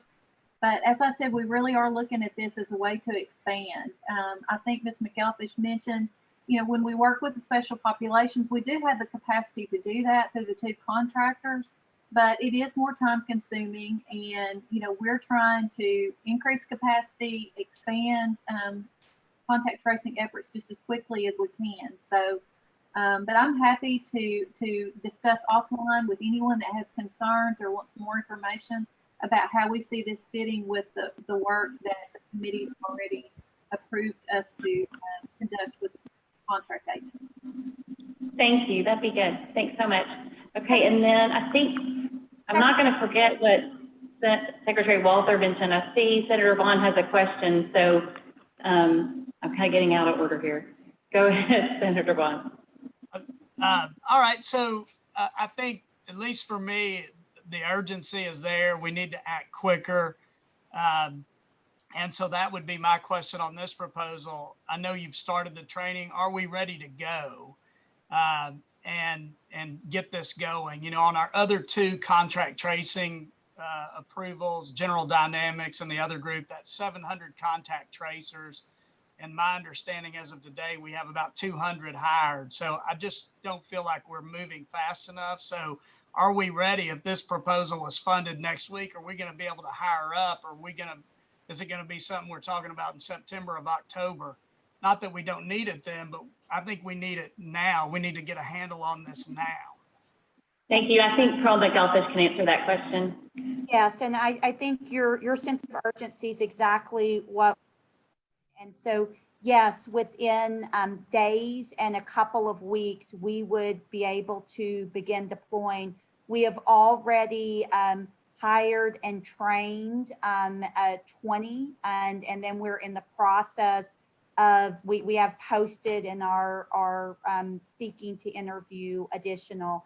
I think 2 other important points in the discussion are that all of the tools, the bilingual tools, anything we translate would be fully made available to the state. And so there will be added value across the state, and that this is much more than just contact tracing. Contact tracing is one very important component, but I think the model and what we hope that we as a state and other areas can learn from the model is the importance of coordinating that testing, contact tracing, and then the enhanced case management, and that there can be reduced exposure by quickly coordinating those 3 essential components, very much what the CDC recommended, and being able to do that as a pilot in one part of the state that's having an especially large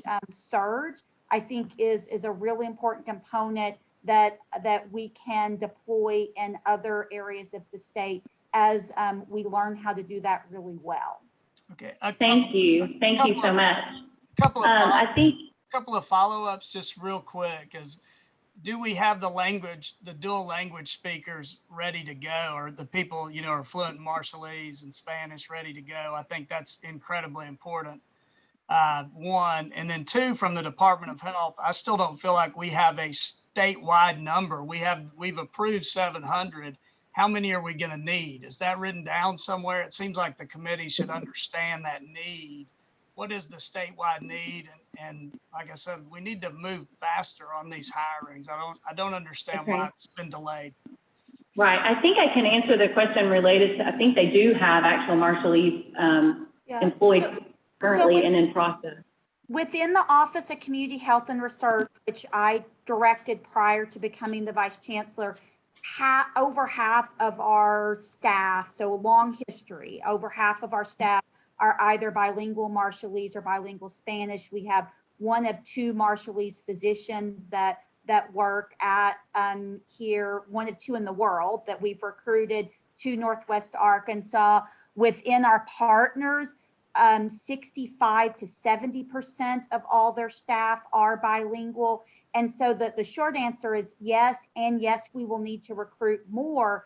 But because there are many Spanish and Marshallese speakers already working at UAMS, Community Clinic, another partner, the ability, the community's trust in those organizations to come and work for them and for us to rapidly recruit is there. So yes, we have some already employed and trained, and yes, we are confident that we can recruit more very quickly. Thank you very much. And I guess we'll ask Department of Health to provide an answer to Senator Bond as well, maybe offline after, if that's okay. Well, and I do want to, go ahead, Stephanie. That would be helpful. We typically say that for every 1,000 cases, you need 350. And so we have, I think, over 5,000, closer to 6,000. So we need probably about 750. We have 292 that have been hired by General Dynamics, and they're being trained now. I think they hired 200, came on board yesterday, started training today. We have close to 300 that are working. AFMC has 300 that they say will be ready to go if everything's approved to start when at the end of the month. And so we do definitely need to ramp up capacity. We need to do it faster. I agree with you, Senator Bond, and your point's well taken. We're working as fast as we can to get that done. Thank you so much. If it's okay, I'd like to move on to the next proposal. Thank you very much to the Northwest Arkansas Council. You've given us a lot of good information, and obviously everybody's really thinking about it and considering it. So I'm sure we'll be back to you with questions if we have any, and then we'll see you again hopefully on Monday. Can I just ask real quickly one question, Secretary Smith? Certainly. Thank you. Can the Department of Health, so I understand that. I guess my question is process, and if this is a model, then why shouldn't the Department of Health subcontract that out to the Northwest Arkansas Council under what we've already approved? So if that's the case, then I'd like to see, a new breakdown or a new plan, I guess, from the Department of Health. So I'm not quite sure why the Department of Health couldn't have funded this under what we had already approved. And so that's my question is, and then should we be anticipating this popping up around the state in addition to? So I just feel like we need to make sure we've got kind of a comprehensive approach to all of this. And if this is the better way to go, then why shouldn't we why shouldn't have that been the way that we pursued contact tracing to begin with? So those are questions I'd really like to have a conversation with the Department of Health on and follow up on a reworked plan. Thank you. Great. Thank you so much. I appreciate that. So we'll move on to the Arkansas Community COVID Ad Hoc Task Force. Ad Hoc Committee. I apologize. I had abbreviated the name here. I know Representative Murdoch is on the line, Mayor Williams from Forest City, and Mr. Frederick. I think maybe all three of you are there. You may have brought someone else as well. We have received your proposal. The committee has received it, and I'll open up. Just want to make sure that you are on the line. Yes, ma'am, we're here. All right, go ahead. I'll turn the floor over to you. Thank you. Thank you, Madam Chair, and to the committee. Thank you so much for indulging us. We know it's getting late in the evening, so in the interest of brevity, I will try to not dishonor the proposal, but give you a brief synopsis and then move on to the others that are part of this call. On the call with me, as you mentioned, is Mayor of Forest City, the Honorable Cedric Williams, a community coordinator, Mr. Frederick Freeman, and Dr. Cherie West with Rockefeller Foundation. That's a part of our leadership team that has come together to put together this community-based proposal. It's a community-based proposal that consisted of over 40 plus individuals that represent 10 counties in this area in the Delta, and which composes about 133,000 citizens in the state of Arkansas. And again, as I said, 10 counties. And certainly with it being community-based proposal and the collaboration that we have with Rockefeller Foundation, we feel, as we've heard, some of the concerns and including fiscal integrity, capacity to handle finances, making sure that the dollars are get to the intended use and for the necessary participants that need it so very much. I think a thing that I hear constantly as we talk about is why the need for such a proposal. Many times, if you can indulge me in the macro versus micro concept of how we include people in opportunities, many times there's an intention in the macro sense, and then in the micro sense, it never reaches the most needy of those people.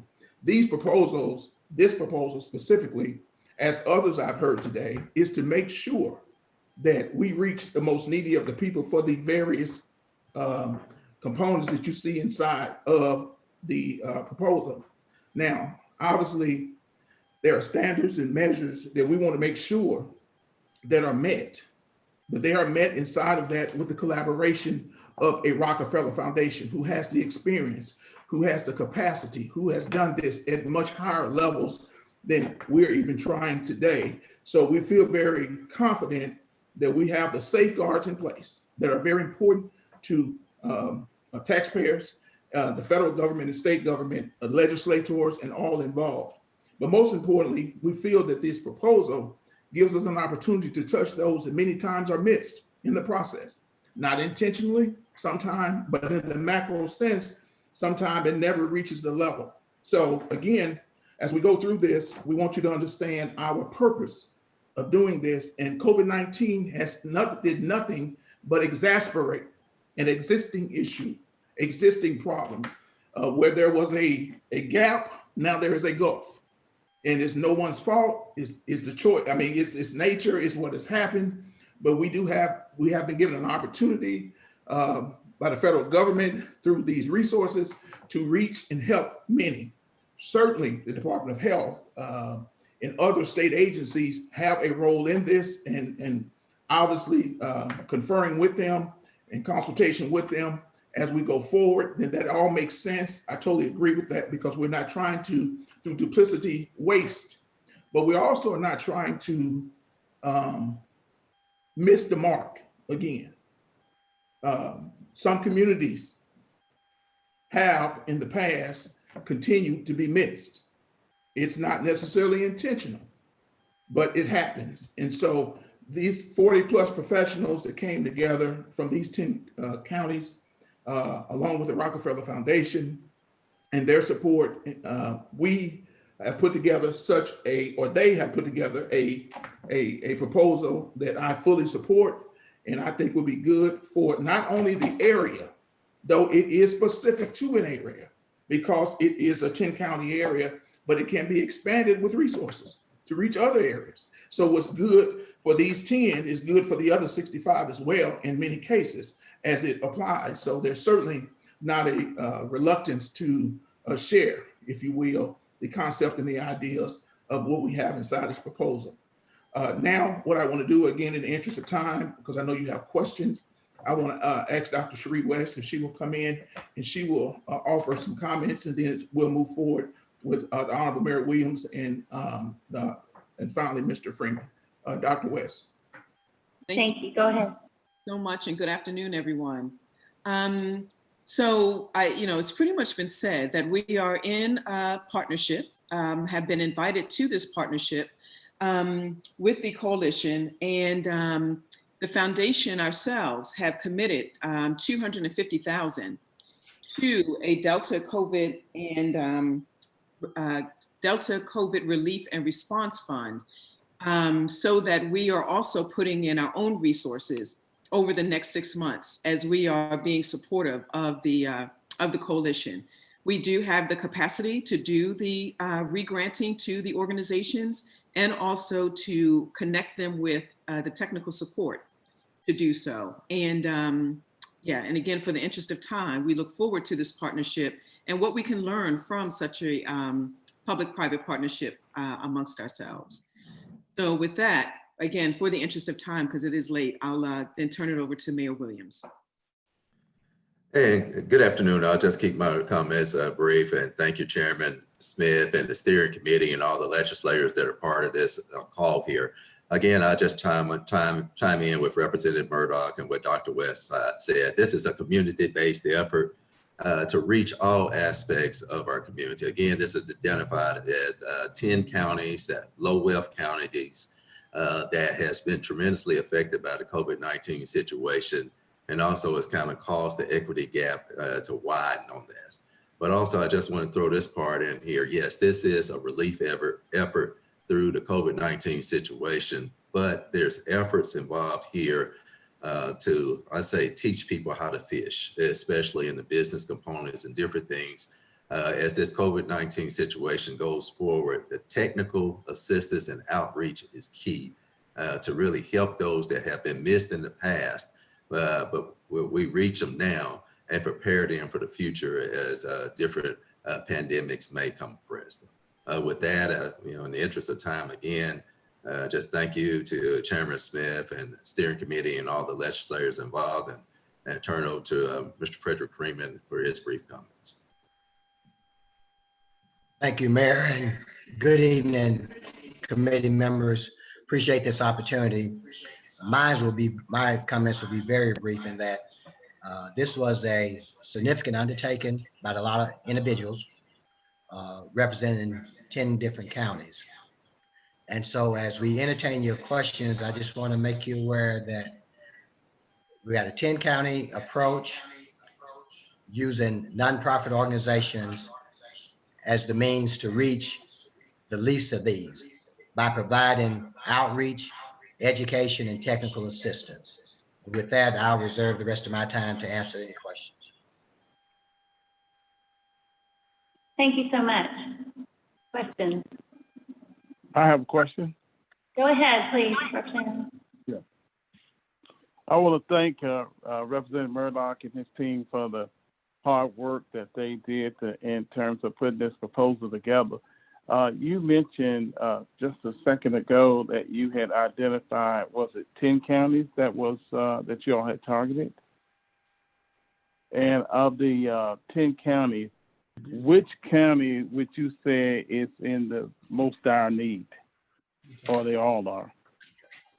So Representative Allen, as you know, COVID doesn't see color, and so consequently, everybody's being impacted by COVID-19. Okay. What we did is we identified the top 10 counties from a minority population standpoint. And that chart is reflected on page 13 and 14 as far as the top 10 counties. Okay. And so that was our approach in trying to deal with this. As we started out with a much bigger approach and a much bigger number. And so we decided we better back off because it was just a very significant undertaking. We do think that we have offered up a model that could be duplicated, tweaked to fit other areas if need be. But we have identified the top 10 counties from a minority population standpoint. Great. Okay. Thank you. Other questions? Senator Ervin, so just to point to clarify, so it was based on what I think he said, it was based on minority and versus wealth. Is that correct? Or a combination of the both? No, it's just the top 10 counties as relates to minority populations, but these services are not limited to minorities. It's limited to anyone residing in those counties. Okay, I was just asking how the counties were selected. I'm familiar with the Arkansas Minority Health Commission and their counties, and they base it on different factors. So I was just trying to figure out how you were basing their 10 counties. So it's a combination of the two, I think. Okay. And then I have another question. In if you could just get the information to me again, like on the healthcare side of things, you have the different testing sites / clinics that were listed. Again, I was just trying to see if we could see how much they had already received in federal funds. Because a lot of them are FQHCs, and I know that they had already received, and I'm not sure if y'all have that information, but if you could get that to me, that would be helpful. And then same with, did y'all consider the care workers, the child care worker payments, and the and did y'all consider the payments through DHS that have already gone out the door? And the Ready for Business program. So I'm just trying to see how all this adds up. So if you took those into consideration or not. So yes, Senator, that's all taken into consideration. As was mentioned by a previous presenter, one thing that we want to do is to make sure that we're getting resources to the least of the individuals the most needed. And again, we're trying to deal with the micro standpoint as it relates to reaching these individuals. Therefore, that's going to require outreach, education, and technical assistance in order to do that. We're going to have to go where the individuals are. So we don't want to be relegated to a state agency that is trying to reach out, but they don't have boots on the ground to do that. So again, this is talking about putting boots on the ground to make positive things happen. It's empowering the local communities strategically to make things happen because we know where those individuals are located. Plus, from a trust factor standpoint, they'll probably respond more favorably to us than they would to some government entity in general.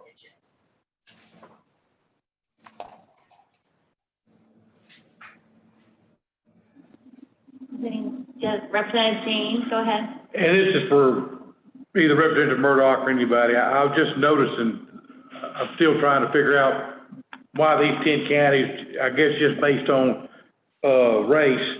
But, if you look at Lafayette County, I'm going to my neck of the woods now, they've got a poverty rate of 23.8%, Columbia County 30.5%, and Union County 32%.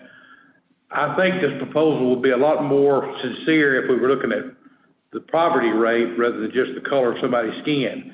And if somebody with the group would address that, I'd appreciate it.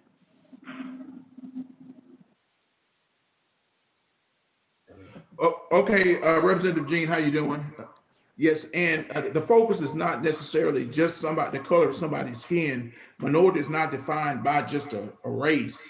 The demographic that we focus upon is the economic minority as well as the other demographics that make up a minority. So it's not simply race at all. And it's the Delta region. The Delta region, black, white, whomever live here, have been affected by those things that we suffer for in the Delta. So it's certainly not just a race situation at all. And again, as Mr. Freeman mentioned, everybody in these areas, these 10 counties, everybody inside of these counties, not just black people, not just brown people, are eligible for these benefits and their businesses, et cetera. We want to benefit everybody. So it's not regulated to anybody. Hold on, go ahead. I'm sorry. I mentioned 3 counties, Columbia, Lafayette, and Union, that have a higher poverty rate than a lot of the 10 counties that you just mentioned. And absolutely, and those counties that you mentioned can become a part of an effort, this effort or a subsequent effort. This effort was much larger, Representative Jean, as Mr. Freeman mentioned. Which included those counties. We just pared it down, and maybe that was a mistake on our part in minimizing it to some degree, but we just tried to minimize it in hopes that someone else in that area, I represent this area, obviously, so that's why these counties became kind of genuine and unique, to be honest with you, but it's not to exclude in no shape, form, or fashion. And it's a good template that can be used by others. Thank you. Does anyone else have any other questions, comments? Just Representative Fred Allen. Go ahead. Representative Murdoch was absolutely right. they had 3 or 4 other counties that were added to it. And one of the things that I suggested to them was maybe that they should just limit it to the Delta area. Now, they will be happy to open it up and add those other 3 counties on there if you guys desire so.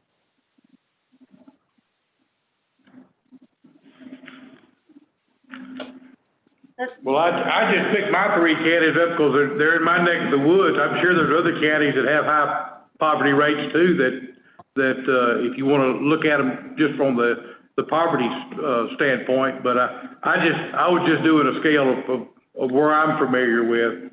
I'm sure there's other needy counties too. Thank you. Thank you, Representative James. Senator Bond, I'm sorry.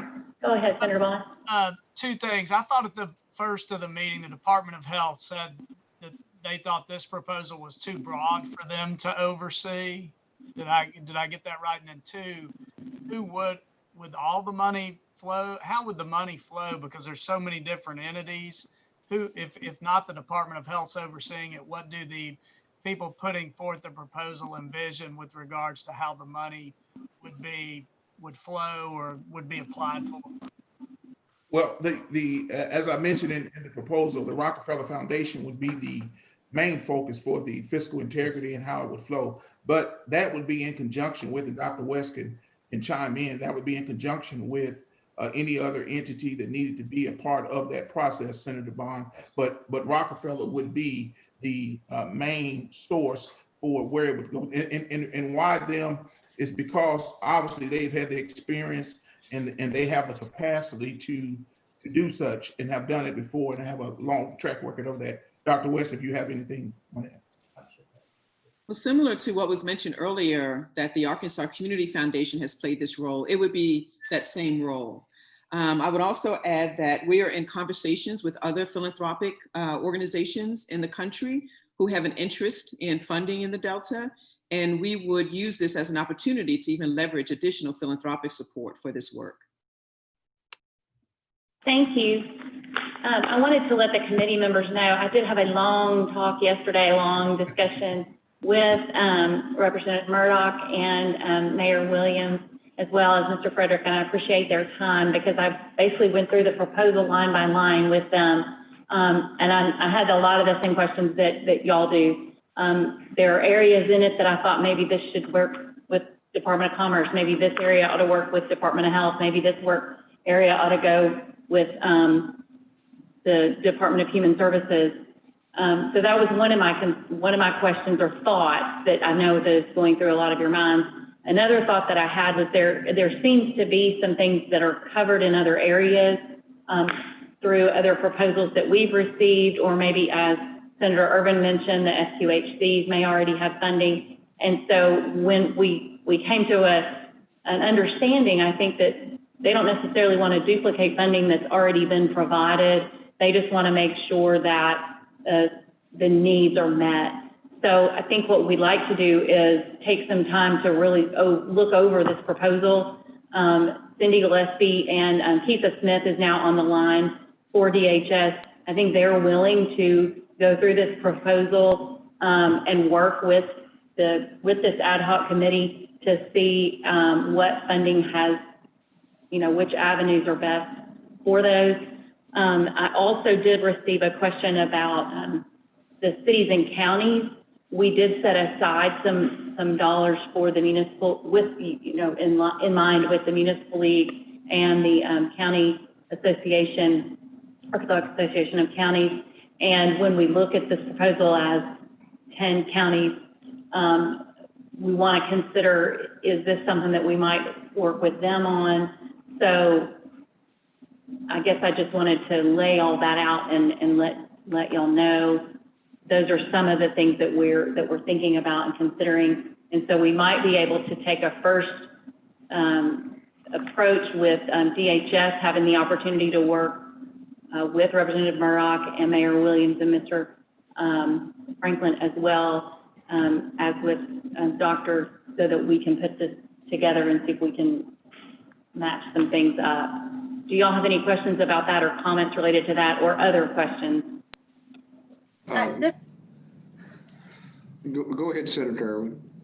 Thank you. This is Senator Urban. I mean, I think there's a lot of great stuff in a lot of these proposals. I mean, I think there's good stuff, but what I want to see is like, how do we spread that across the state? And so are they identifying, because if we start down that path where politically, every legislator may do the same for their district or their area, then, we could kind of get ourselves into a mess. And, but I think there's really, valid things, because if you're looking at poverty, I think every single one of us has a county. I mean, Searcy County is lower per capita income than every county in the entire state right now. They're at the very dead bottom, and they're not in the Delta. They're right smack dab in the middle of the state of Arkansas, and they are in my district. But I mean, so I think it's a broader conversation that we really need to have. And if we're not doing enough to support, healthcare, I mean, then that's probably going to be the same is true in a lot of these areas in the state of Arkansas. Are we not doing enough to support small businesses that are on main streets? Then perhaps we need to look at, how we address that statewide. So, I mean, I think there's a lot of value, and I love the work that they've done, that, everybody has done. I guess my points are: one, process, making sure that we're accountable to this money, that there's an audit capability. Number two, besides process, number two is duplication, making sure we're not funding something that's already been funded, or, and then number three, making sure we're comprehensive and that we're statewide, and that if we're targeting a population, then let's target the population versus just targeting a part of the state, and how we really spread that and make that intentional. Those are my three things. And so I'm happy to work with whomever to help figure that out. But I think those are the three main things that I'm concerned about. If I can respond to that, Madam Chair. Please, go ahead. Yeah, so Senator Irvin, I totally agree with your assertion as you look at the comprehensive approach. And if you remember and are reminded by Representative Allen, we had that approach. And for the very reason, because the first thing you do is assessment, and you determine the need. The need that you just articulated is a statewide need. So I totally agree with you. And we were going to address that. And we were just recommended to pare it down. I don't think we get into a mess when we address all of the problems that we have, that COVID-19 has created and exasperated. I think that's what the money is for. I really think that's a large purpose of the money. So I'm not trying to debate the use of the funds. What I'm saying is, what you said and what we're proposing is exactly what we should be doing. And of course, the standards that you talk about in terms of the fiscal integrity, the auditing, and all of that, we're 100% on board. That's not a debate that we have that. But the need is there. It's across the state. COVID-19 did not discriminate. I totally agree. So, but because we're doing this and we've stepped forward with this 10-county proposal, I just don't think we should be, for lack of a better word, penalized for doing the work. And the work should be 75 counties. I welcome that. Yeah, thank you. I'll just respond quickly. Thank you. I appreciate that. And I'm not being critical. I'm just trying to make sure that we're being comprehensive and responsible with what we're doing, and making sure what I meant was the mess is like politically what happened there. But we're used to that, Senator. We're used to that. Mr. Freeman has something. Mr. Freeman, if you will. Yeah. Thank you. Chairman Smith, if I may, I wanted to just give one good example of how difficult things are. And let's take the commerce side. The federal government rolled out their plan. They rolled out the PPP. They rolled out the EIDL loans with SBA. A lot of individuals did not qualify. The first round of money got zapped up fast. There are individuals still waiting right now to close SBA loans if they have been approved. There are numerous folks who have not been approved. Now we step down another step. The state of Arkansas offered up some resources at AEDC for businesses. Those got zapped up in a very short time frame. They offered up some low interest loan fund. And then they turned around and did the ready back to business. That still was not enough to service all the needs. I'm aware of numerous individuals who did not have the technology capacity or got in time on the back to business, ready for business. Now let's layer in the fact of the self-employed unemployment glitches that we experienced here in the state of Arkansas, which is for business individuals. You had those delays, okay? And folks are still trying to get qualified for that. So that's just one example of why we're stepping in trying to say, let us help the state and the federal government document, assess, and document and find the individuals and businesses that need the services, because these businesses are servicing our communities. And if these small businesses we allow to die, then our community will continue to die. And that's just one example I want to give you, is trying to get the resources to the lowest denominator and how difficult it has been. Thank you so much. I think Secretary Walther had a question or a comment. Yeah, thank you, Secretary Smith. I agree with what's being said here. I think that another important group to help us navigate these issues would be the Association of Cities and Counties, Mark Hayes and Chris Lyons and their team. You know, they're the ones who came to us and asked us to set aside the $150 million. I think they need to be involved in these discussions. They could be the kind of the interface or and the voice for the cities and counties to demonstrate and articulate their needs, so that we can, it would be difficult to have 75 counties coming to us separately, or even 8 or 10 regions coming to us separately. And we do need to address the entire state and the issues that are going on at the local level. Thank you. I think that's a great idea. Thank you. And any other thoughts? Go ahead. No, I just said I agree with Director Walker. Thank you. Any other questions or comments related to the Community COVID Ad Hoc Committee? I do appreciate your hard work and all the information, and I do appreciate your time yesterday and as well today. Also, committee, I appreciate your time. We have 2 more proposals. I'm just making sure we don't have any other questions because I hate to cut somebody off. We have the Urban League of the state of Arkansas with a request for $500,000, and I know Scott Hamilton is on the line. And then we also have the ADMPA, Arkansas Medical, Dental, and Pharmaceutical Association proposal for a little over $800,000. So if Mr. Hamilton would like to go ahead and tell us a little bit about your proposal. It was very interesting. And ladies and gentlemen of the members, I did send an additional, I think I attached an additional letter that gave a little bit more background. The funding amount stays the same. So Mr. Hamilton, if you could give us a brief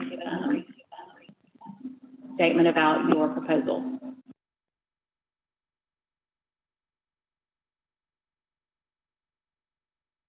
Mr. Hamilton, you may still be on mute. I know I spoke to you when you first got on.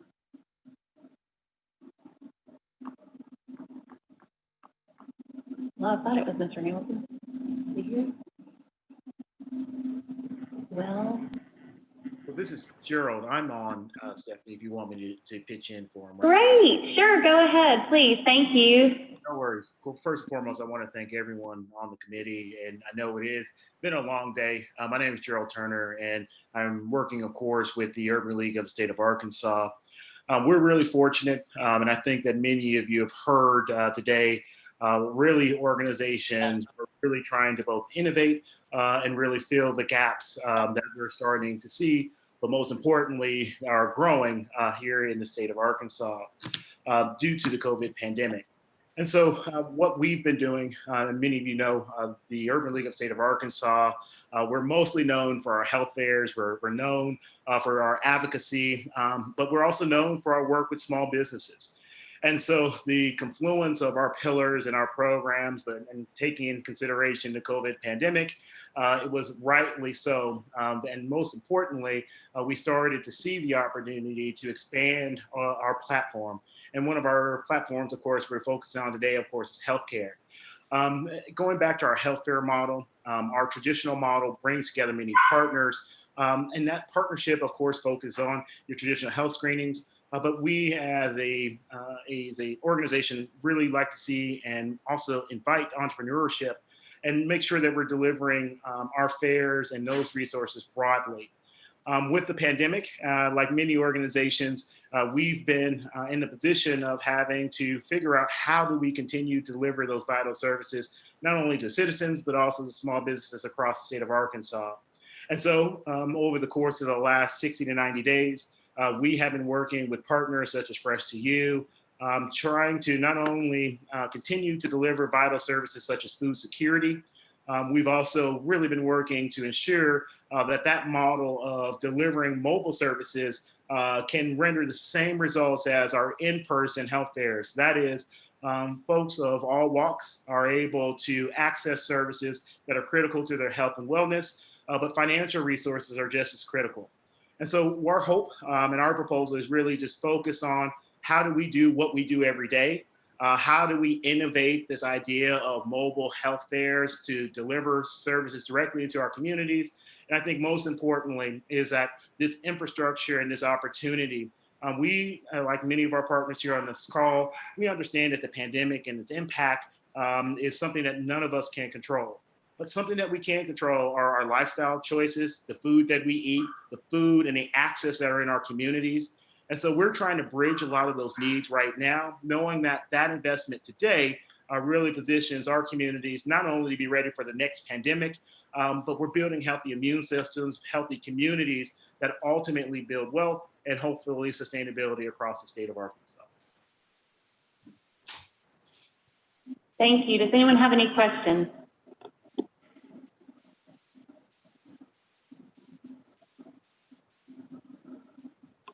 No questions for the Urban League? Okay, if we come up with questions, I'm sure I can provide you contact information for the Urban League. Thank you very much. I appreciate it. Okay, the last proposal that we have is the ADMPA, and I know y'all are on. So if you, is it Dr. White? Yes, President, there you are. Hi. Go ahead. I'll turn the floor over to you. Thank you so much. Thanks for waiting. Absolutely. And thank you to the committee and everyone that's on. I know it's been a long day, so I promise I will be brief.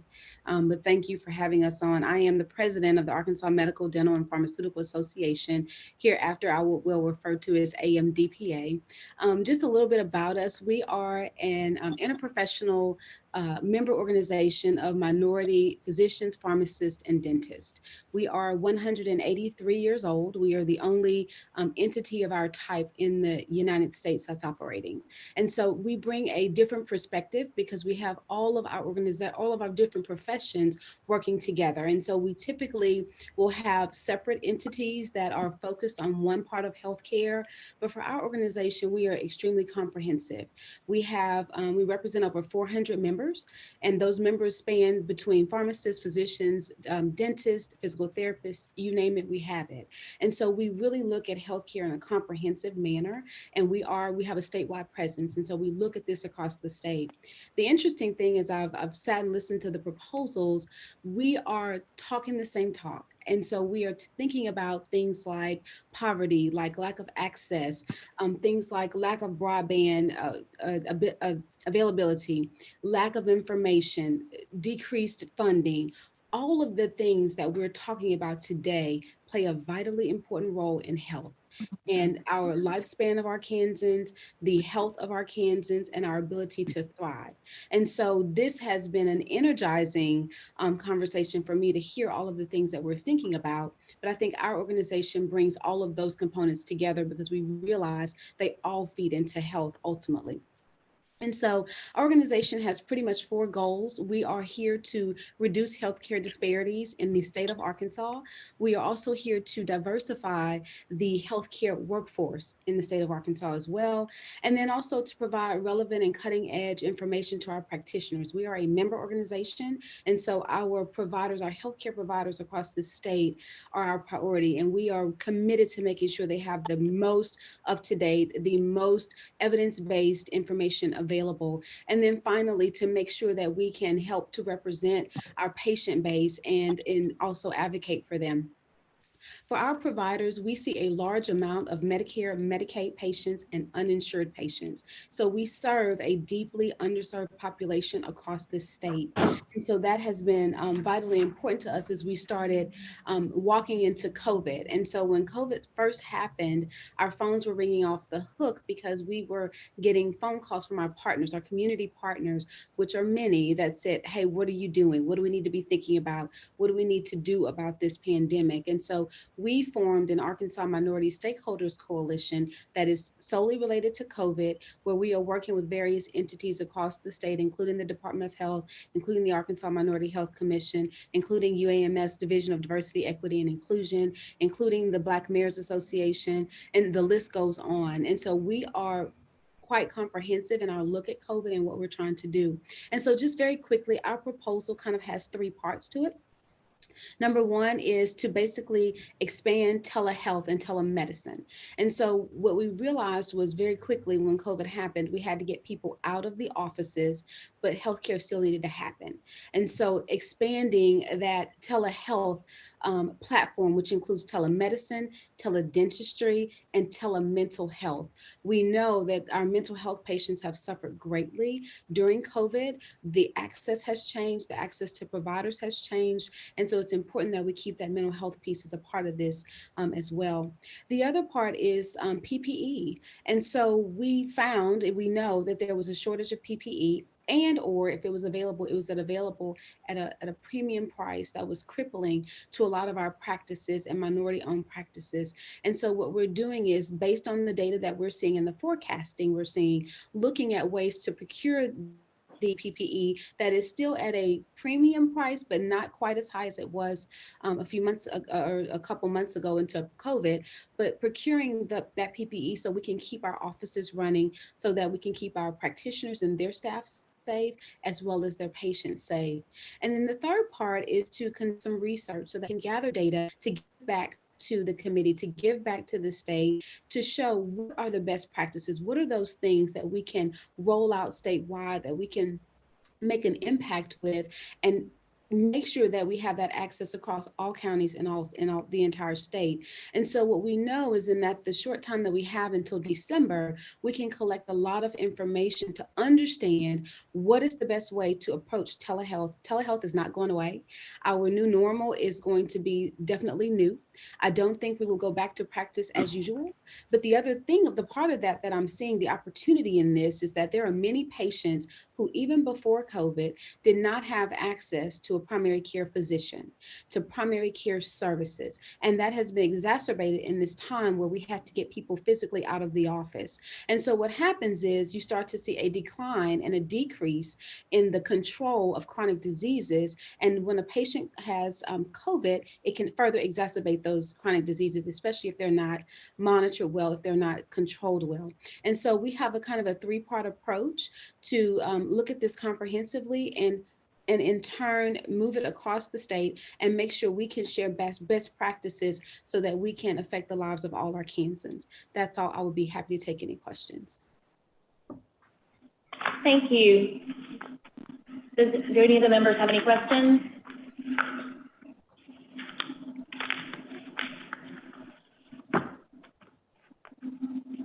No questions? Okay. Thank you. I appreciate your time. I know we have gone way over our original plan. If anyone has any additional questions throughout the next few days, you can send them to me and I'll be happy to get them to the presenters, or you can reach out to the presenters yourself. Thank you all for your time. Unless we have anything else, I just want to say thank you to our presenters. Thanks for the proposal. Bye-bye. Thank you.